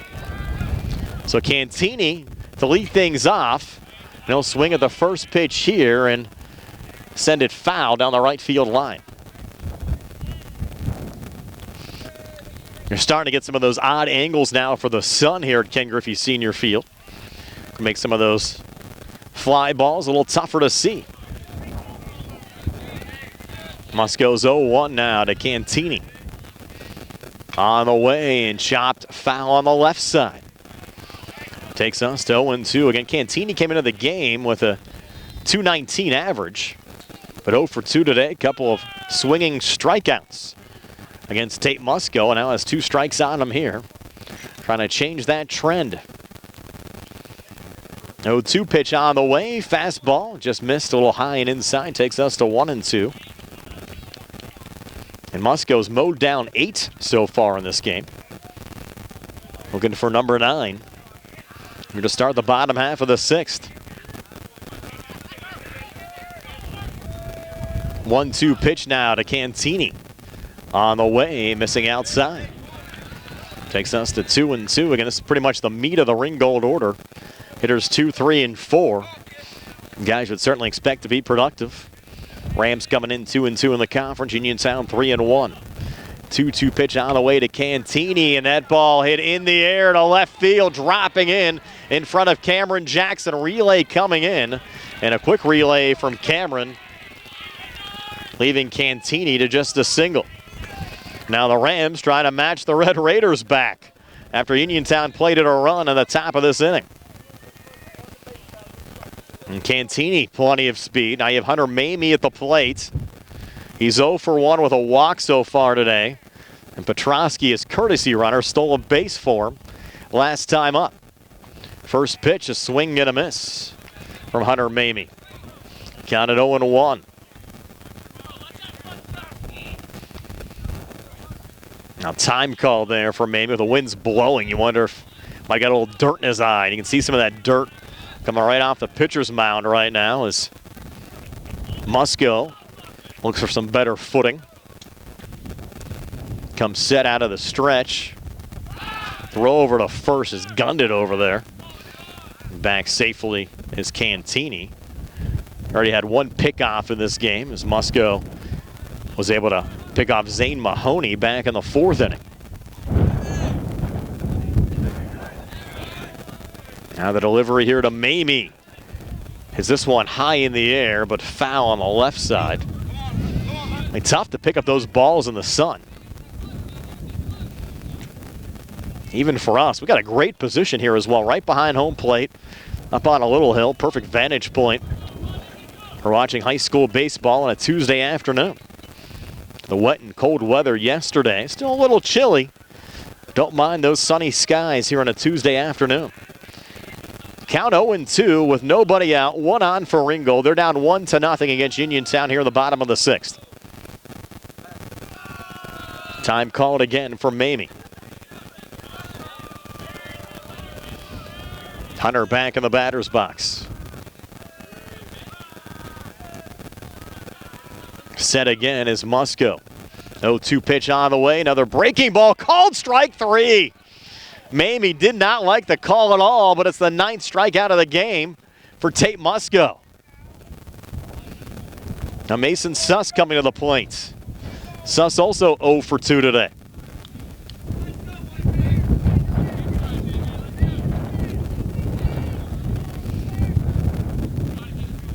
So Suss in the batter's box.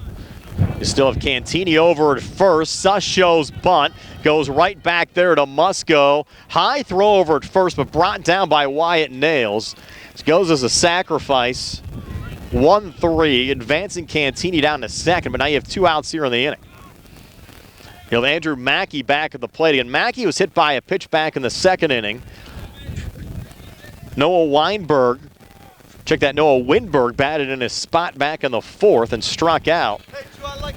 But Mackey back in the game. Again, Windberg now ineligible to come back in on the Ringgold side. You have another lefty versus lefty matchup here. Mackey against Musco. Musco's first pitch here to Mackey. A little low, hops away there from White, and down to third goes Cantini. So a hit now from Mackey will certainly score Cantini inside the game. The Red Raiders will try to prevent that. Counts 1-0, and now you're going to have, looks like, pitching coach Joe LaPresta coming out here. Have a little talk here with Tate Musco. Kind of settle him down a little bit. Of course, Coach LaPresta has been around the block.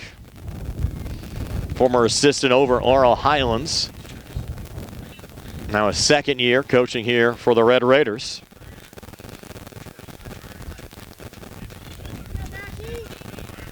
Joe has Tate settled down. You wonder how much the approach is different coming from Coach LaPresta versus Tate's dad, Kenny. A lot of times you never know what the father and son dynamic might be out there, and maybe coming from Joe might even settle him down a little bit more than sometimes coming from Ken. Never know what that dynamic will be like. Now Mackey calls time. You still had Tate throw a pitch. That's not going to count either way.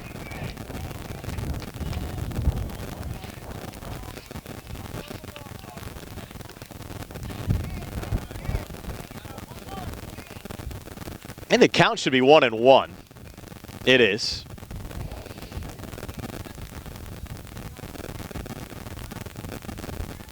I think the Ringgold coaching staff wanted a balk call there on Musco. Umpire crew not buying it. Now you have Mackey at the plate. It's a 1-1 count. You have 2 outs here in the inning. 1-0 Uniontown lead, but Cantini down at third, certainly threatening on the Ringgold side. Tate Musco's gone the whole way so far on the mound for Uniontown. 1-1 pitch here to Mackey, and this one chopped on the right side. Tate's going to make the play and just tag out Andrew Mackey. So it goes 1 unassisted to end the inning. Ringgold ends up stranding their leadoff hitter in the bottom of the 6th, Cantini. So go to the 7th. Uniontown will look for a little insurance.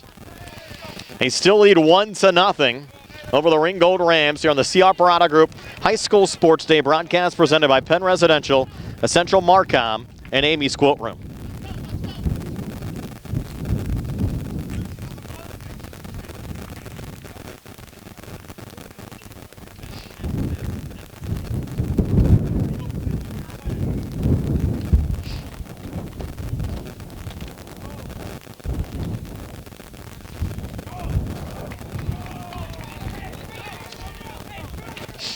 course, you can contact Uniontown Allstate agent Russ Blejo for a free quote on home and car insurance near you.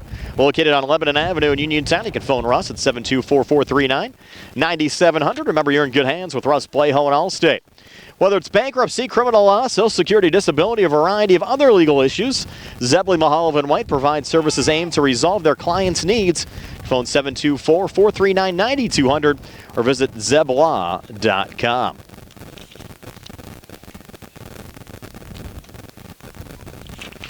And you can be prepared for spring with the help of First Federal Savings and Loan Association of Greene County.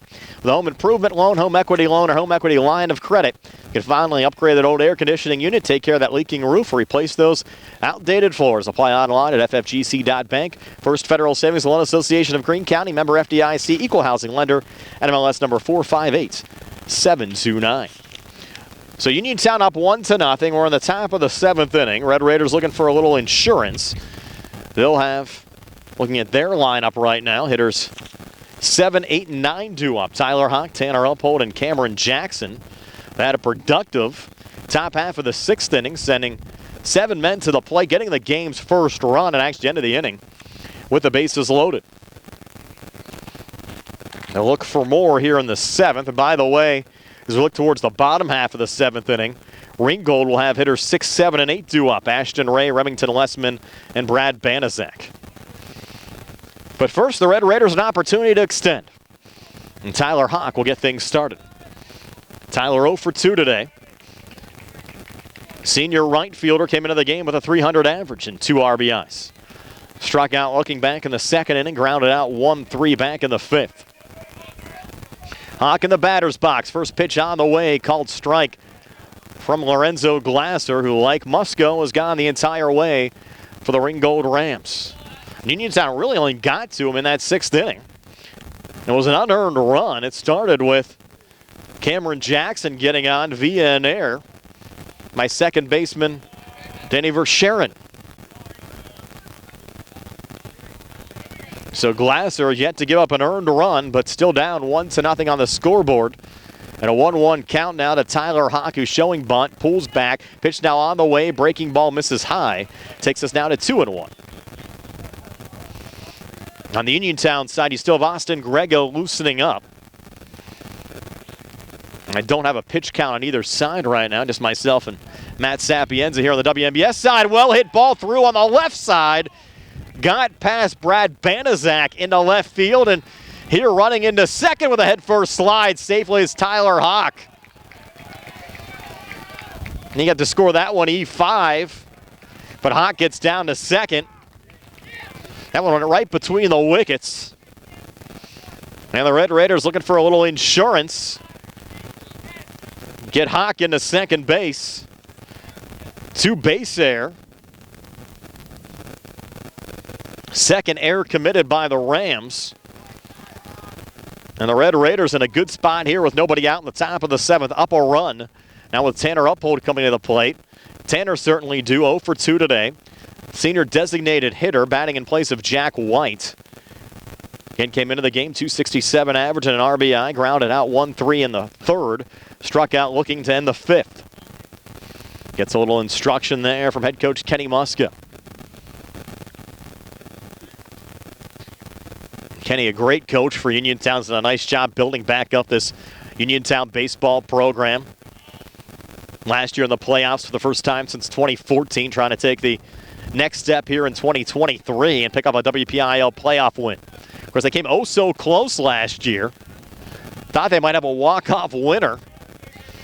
That was ruled foul down at Norwin against Knock. Now showing bunt and Uphold sends it down, but foul on the right side.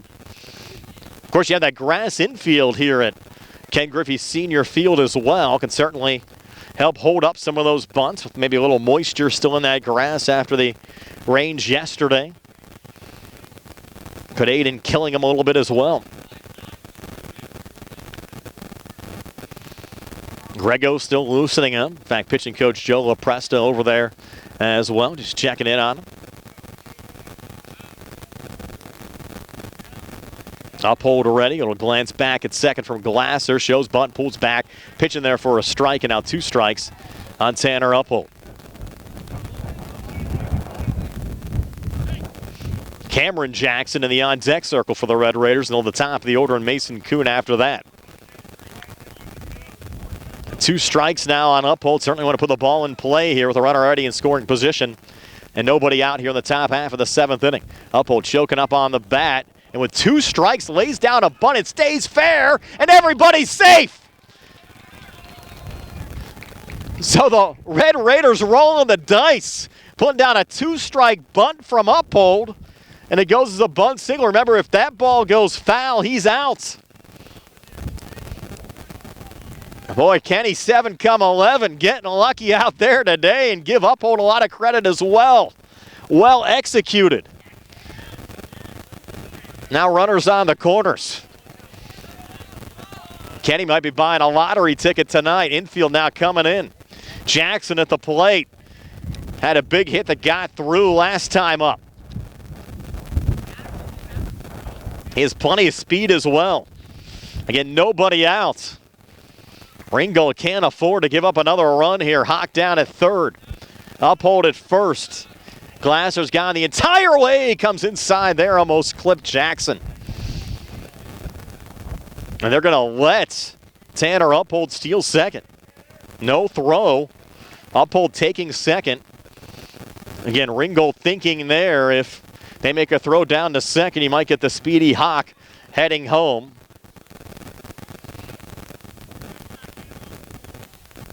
Now the 1-0 here to Cameron Jackson. Breaking ball hit on the ground to third. And a look back towards the bag from Banaszak. Throw over to first, not in time. The throw brought Lessman off the bag. And Jackson safe again. And you have to think, you hate to give the errors out there, but that was a throwing error. Came up short, brought Lessman off the bag. And they're safe all around, and now Uniontown, the bases loaded, nobody out. Top of the order now up in Mason Kuhn. Of course, the advantage for Ringgold now, they can get a force out anywhere. And Kuhn certainly do. .316 average coming into the game. But 0 for 3 today. Takes the first pitch for a strike there from Lorenzo Glasser. And a fun pitcher's duel this afternoon. Both Glasser and Musco doing a fine job for their respective teams on the mound. Musco and the Red Raiders up 1-0 right now, trying to extend it. Pitch there from Glasser, a little high to Kuhn.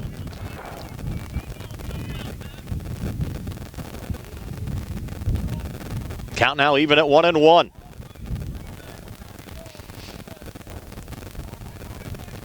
Now Kuhn steps back in the batter's box. Glasser from the stretch, 1-1 on the way, sent foul.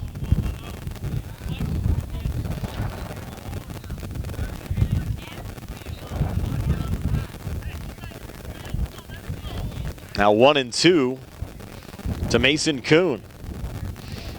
4th Red Raider to come to the plate here in the top of the 7th.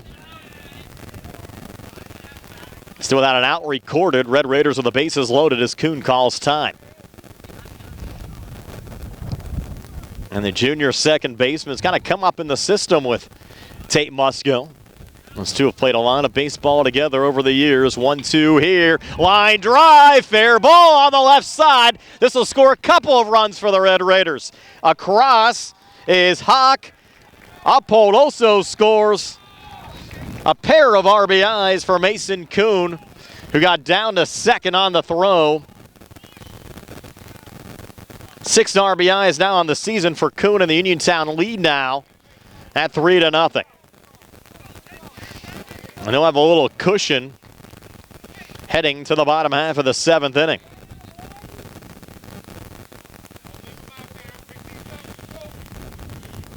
And now Tate Musco at the plate. You've had 4 Red Raiders come to the plate. All have reached base safely, and now a little activity here in the Ringgold bullpen. First pitch here to Tate Musco, and he'll rip one deep to left over the head of Andrew Mackey. That will go all the way back to the wall.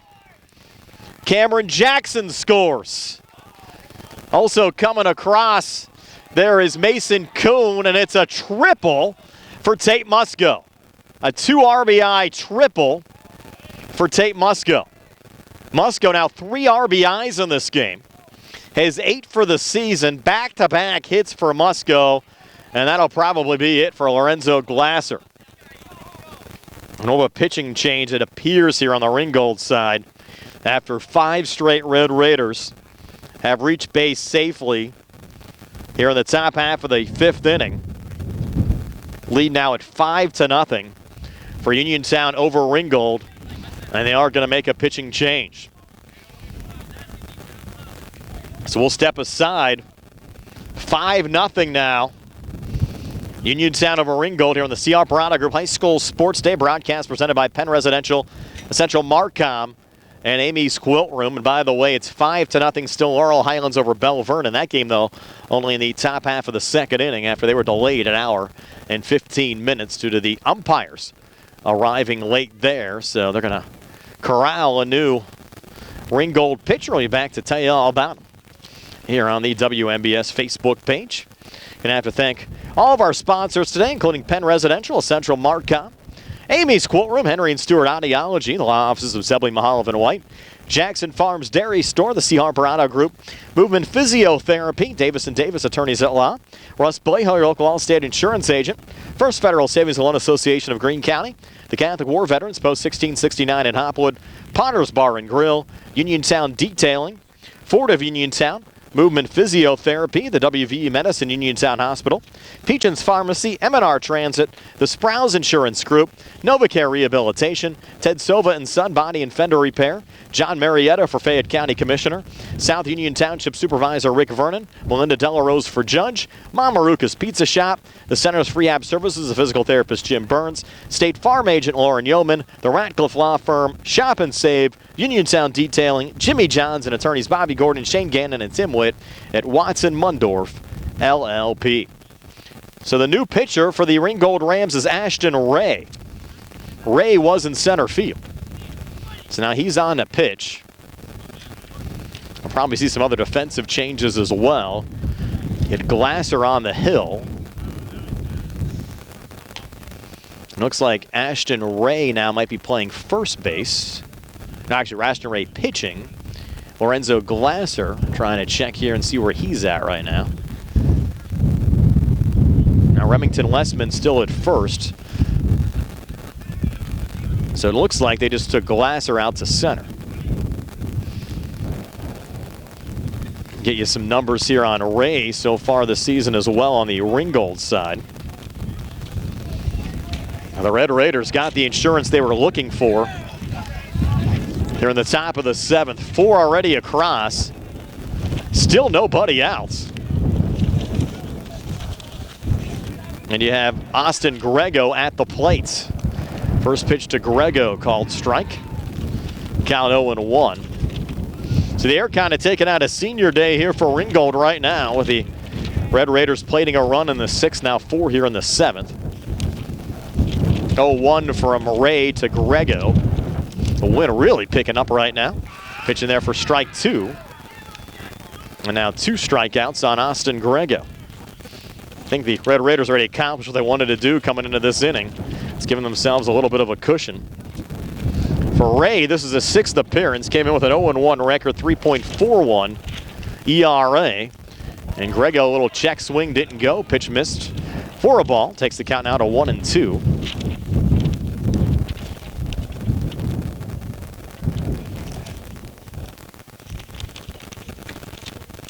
Now the 1-2 to Grego.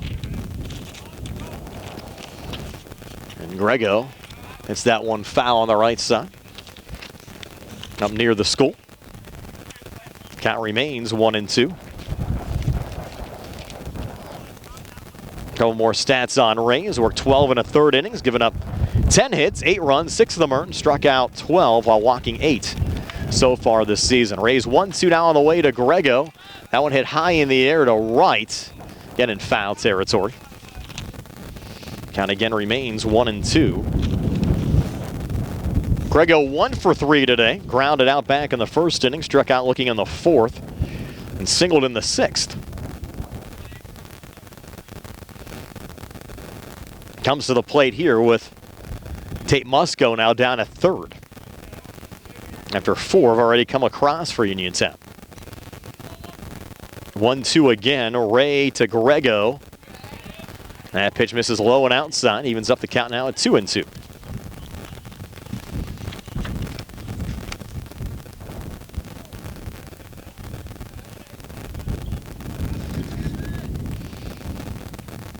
A long look in from Ashton Ray. Preparing for the 2-2 here to Grego. It's on the way. Another one fouled off by Austin. Ping balling around the fence behind home plate.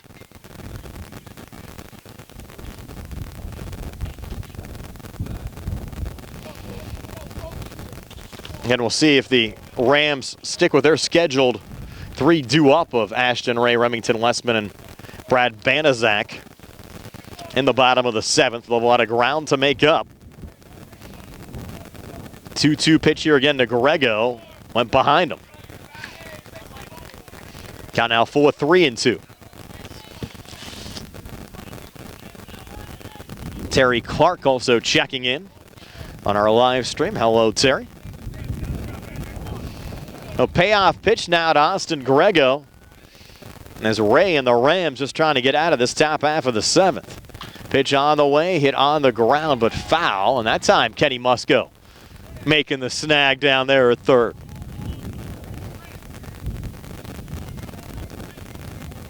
Kind of redeemed the earlier miss. You can tell Kenny was probably a player back in his day.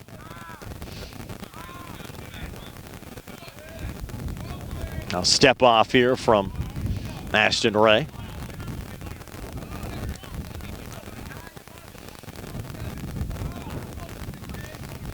Their payoff pitch here to Grego. This ball chopped, caught there by the shortstop Cantini off the chop. Makes a throw over to Lessman at first to retire Grego 6-3. Also did a nice job looking the runner Musco back to third. So the score remains at 5-0 with 1 out now in the top of the 7th. You'll have Wyatt Nails will be the 7th Red Raider to bat here in this top of the 7th. Uniontown also sent 7 men to the plate in the 6th inning when they only were able to score 1 run, but they've got 4 across already. A little delay here. Now Kenny Musco will have a little chat here with Wyatt Nails.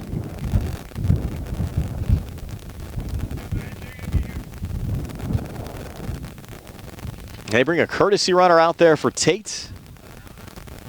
A double check on that, trying to catch the number. It looks like Tate's still down there at third. Nails 1 for 3 today. Ray now from the stretch. Breaking ball called strike. 0-1 now to Wyatt Nails.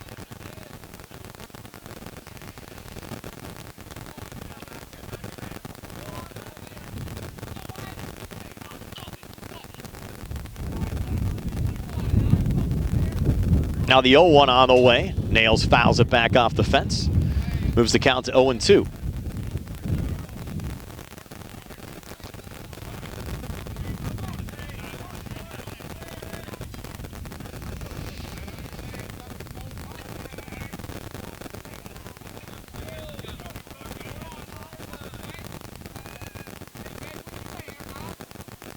Now Nails set the 0-2 count.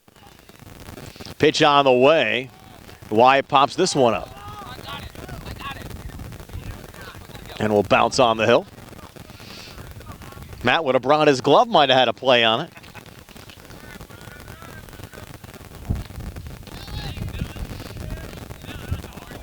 Count remains 0-2. And 4 across, 1 out here in the inning. Ray on in relief of Lorenzo Glasser. And there's the swing and a miss, strike 3. And the Rams getting another much needed out. Now 2 away. Clay Dean, who was intentionally walked last time up, now will come to the plate. So Dean 0 for 2 with that walk, came into the game with a .385 average, a homer and 9 RBIs. Senior third baseman for the Red Raiders.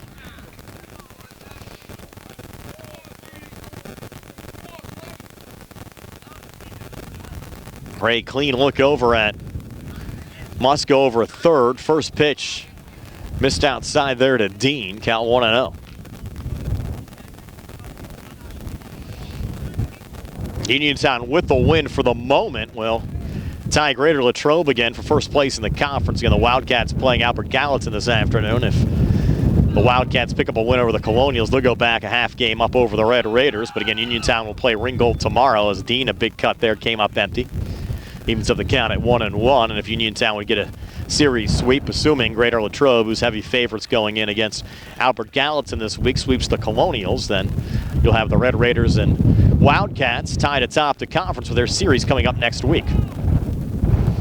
Dean takes another one outside there and move the count to 2-1. We'll certainly have Monday's game for you down at Bailey Park here on WMBS. 7 o'clock start both on the radio and on Facebook. They'll play at Greater Latrobe on Tuesday. On Tuesday, we'll have either the Mustangs here at Ringgold or Uniontown at Greater Latrobe. We'll pass that along to you later in the week. Called strike there on Dean. You know, with all this rain we get and games getting shifted around all the time, it's kind of hard for us sometimes to make firm calls on where we're going to be more than a day or so in advance. Now Dean way choked up on the bat. Count it 2-2. Ray with a pitch. It missed outside, and we're full of 3-2. Game 2 hours and 3 minutes old so far.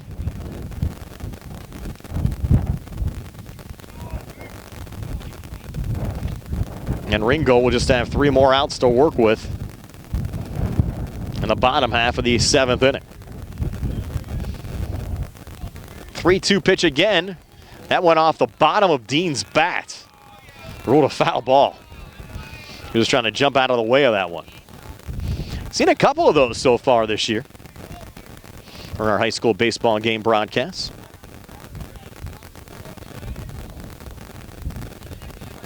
So Dean back in, 3 balls, 2 strikes, 2 outs. Must go down at third. 2 outs here in the inning. Ray on in relief of Glasser. 3-2 pitch again, breaking ball, called strike 3. So Ray comes back with back-to-back strikeouts of Nails and Deans to end the inning, but the damage already done. Red Raiders get 4 in the top half of the 7th and lead it 5-0. Going to the bottom of the 7th here on the CR Brana Group High School Sports Day broadcast presented by Penn Residential, Essential Marcom, and Amy's Quilt Room.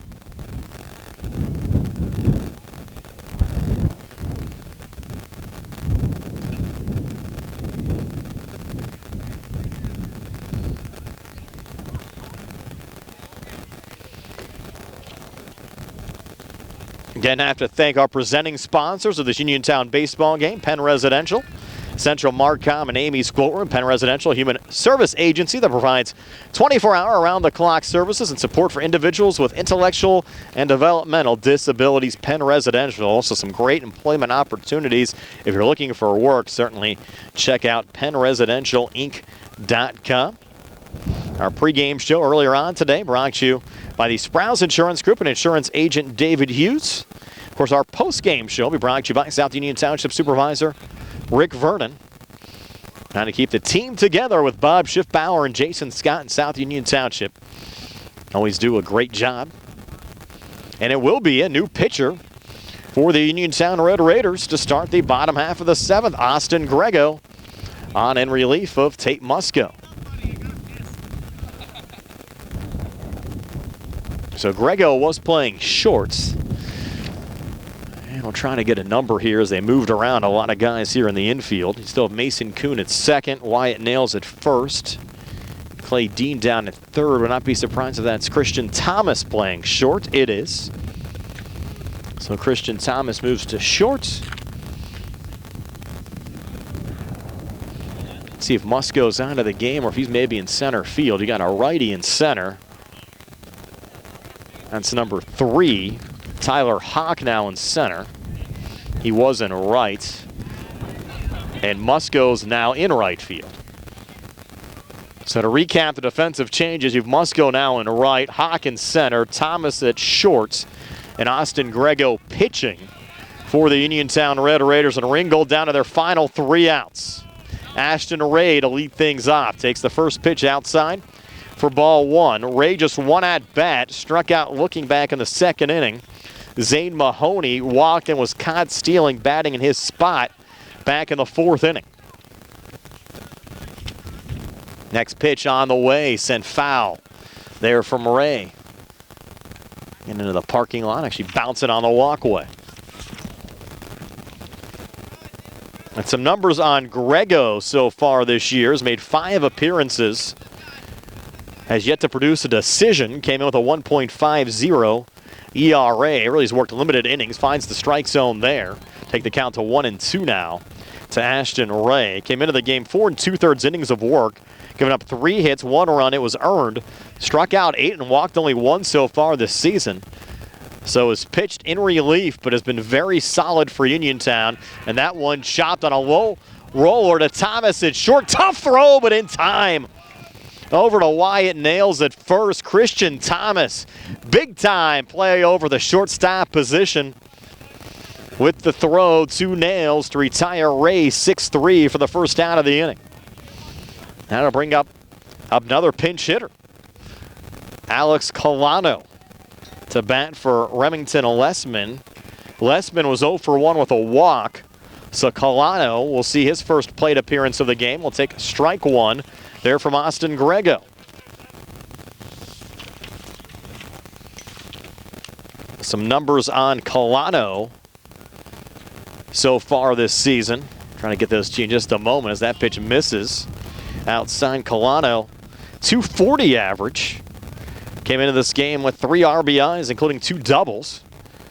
Also has scored 3 runs on the year. Has done a nice job at the plate. Facing a 1-1 count here against Austin Grego. A 1-1 pitch on the way, swing and a miss. Now 2 strikes on Alex Colano. You have Brad Banaszak due up next. Kevin Willis hitting his spot last time up. Banaszak, though, at an infield single back in the 2nd inning. And we'll see who decides to bat. 1-2 pitch here. Low and in the dirt takes us to 2-2. We're kind of blocked from the on-deck circle right now. You have Eddie Frazell lining up to bat in Danny Verscheren's position if they get to him. 2-2 on the way, swing and a miss, strike 3. So you had Musco with 9 strikeouts tonight. Now Grego comes into the game and sends down Colano for the 2nd out of the inning. And now you have Ringgold down to their final out. It will be Brad Banaszak at the plate. Banaszak again, that infield single back in the 2nd inning and his only plate appearance. Came into the game with a 167 average. First pitch and a first pitch swinging. And that ball popped up foul. Just to the right of our camera location. Takes the count to 0-1. Matt was ready to jump in front of the camera on that one to protect it.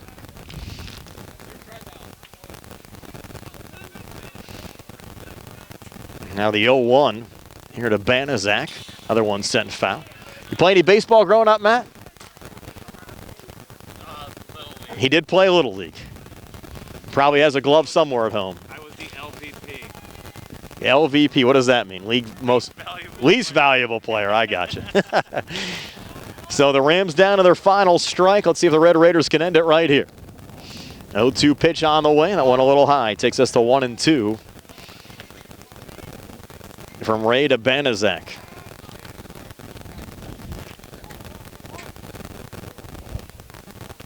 Check that, from Grego to Banaszak. Now Grego's 1-2 on the way. Is that a called strike 3? Yes, it is. So back-to-back strikeouts from Austin Grego to end the game. And Uniontown picking up a run in the 6th inning and 4 in the 7th inning. End up picking up a 5-0 win over the Ringgold Rams. So Uniontown, with the win, improves now to 4-1 in the conference. The loss drops Ringgold to 2-3 in conference play. And again, these two teams will play again tomorrow down at Bailey Park. Our post-game recap being brought to you by South Union Township Supervisor Rick Vernon. And you look at that seventh inning after the Red Raiders picked up a run in the sixth. Cameron Jackson got things started, reaching via an air, and Tate Musco drove him in with that seventh inning key to give the Red Raiders insurance. Tyler Hott got on via an air. He had the bunt single with 2 strikes from Tanner Uphold. Cameron Jackson on via an air, and Mason Kuhn 2 RBI double, followed by Tate Musco's 2 RBI triple. Put the Red Raiders up 5-0 to secure the win. So Uniontown wins at 5-0 over the Ringgold Rams. We appreciate you joining us for all of the action. Again, thanks to the C. Harper Auto Group and our presenting sponsors, Essential Marcom, Penn Residential, and Amy's Quilt Room. For the broadcast for Matt Sapienza, this is Brian Morozek. Have yourselves a pleasant good evening.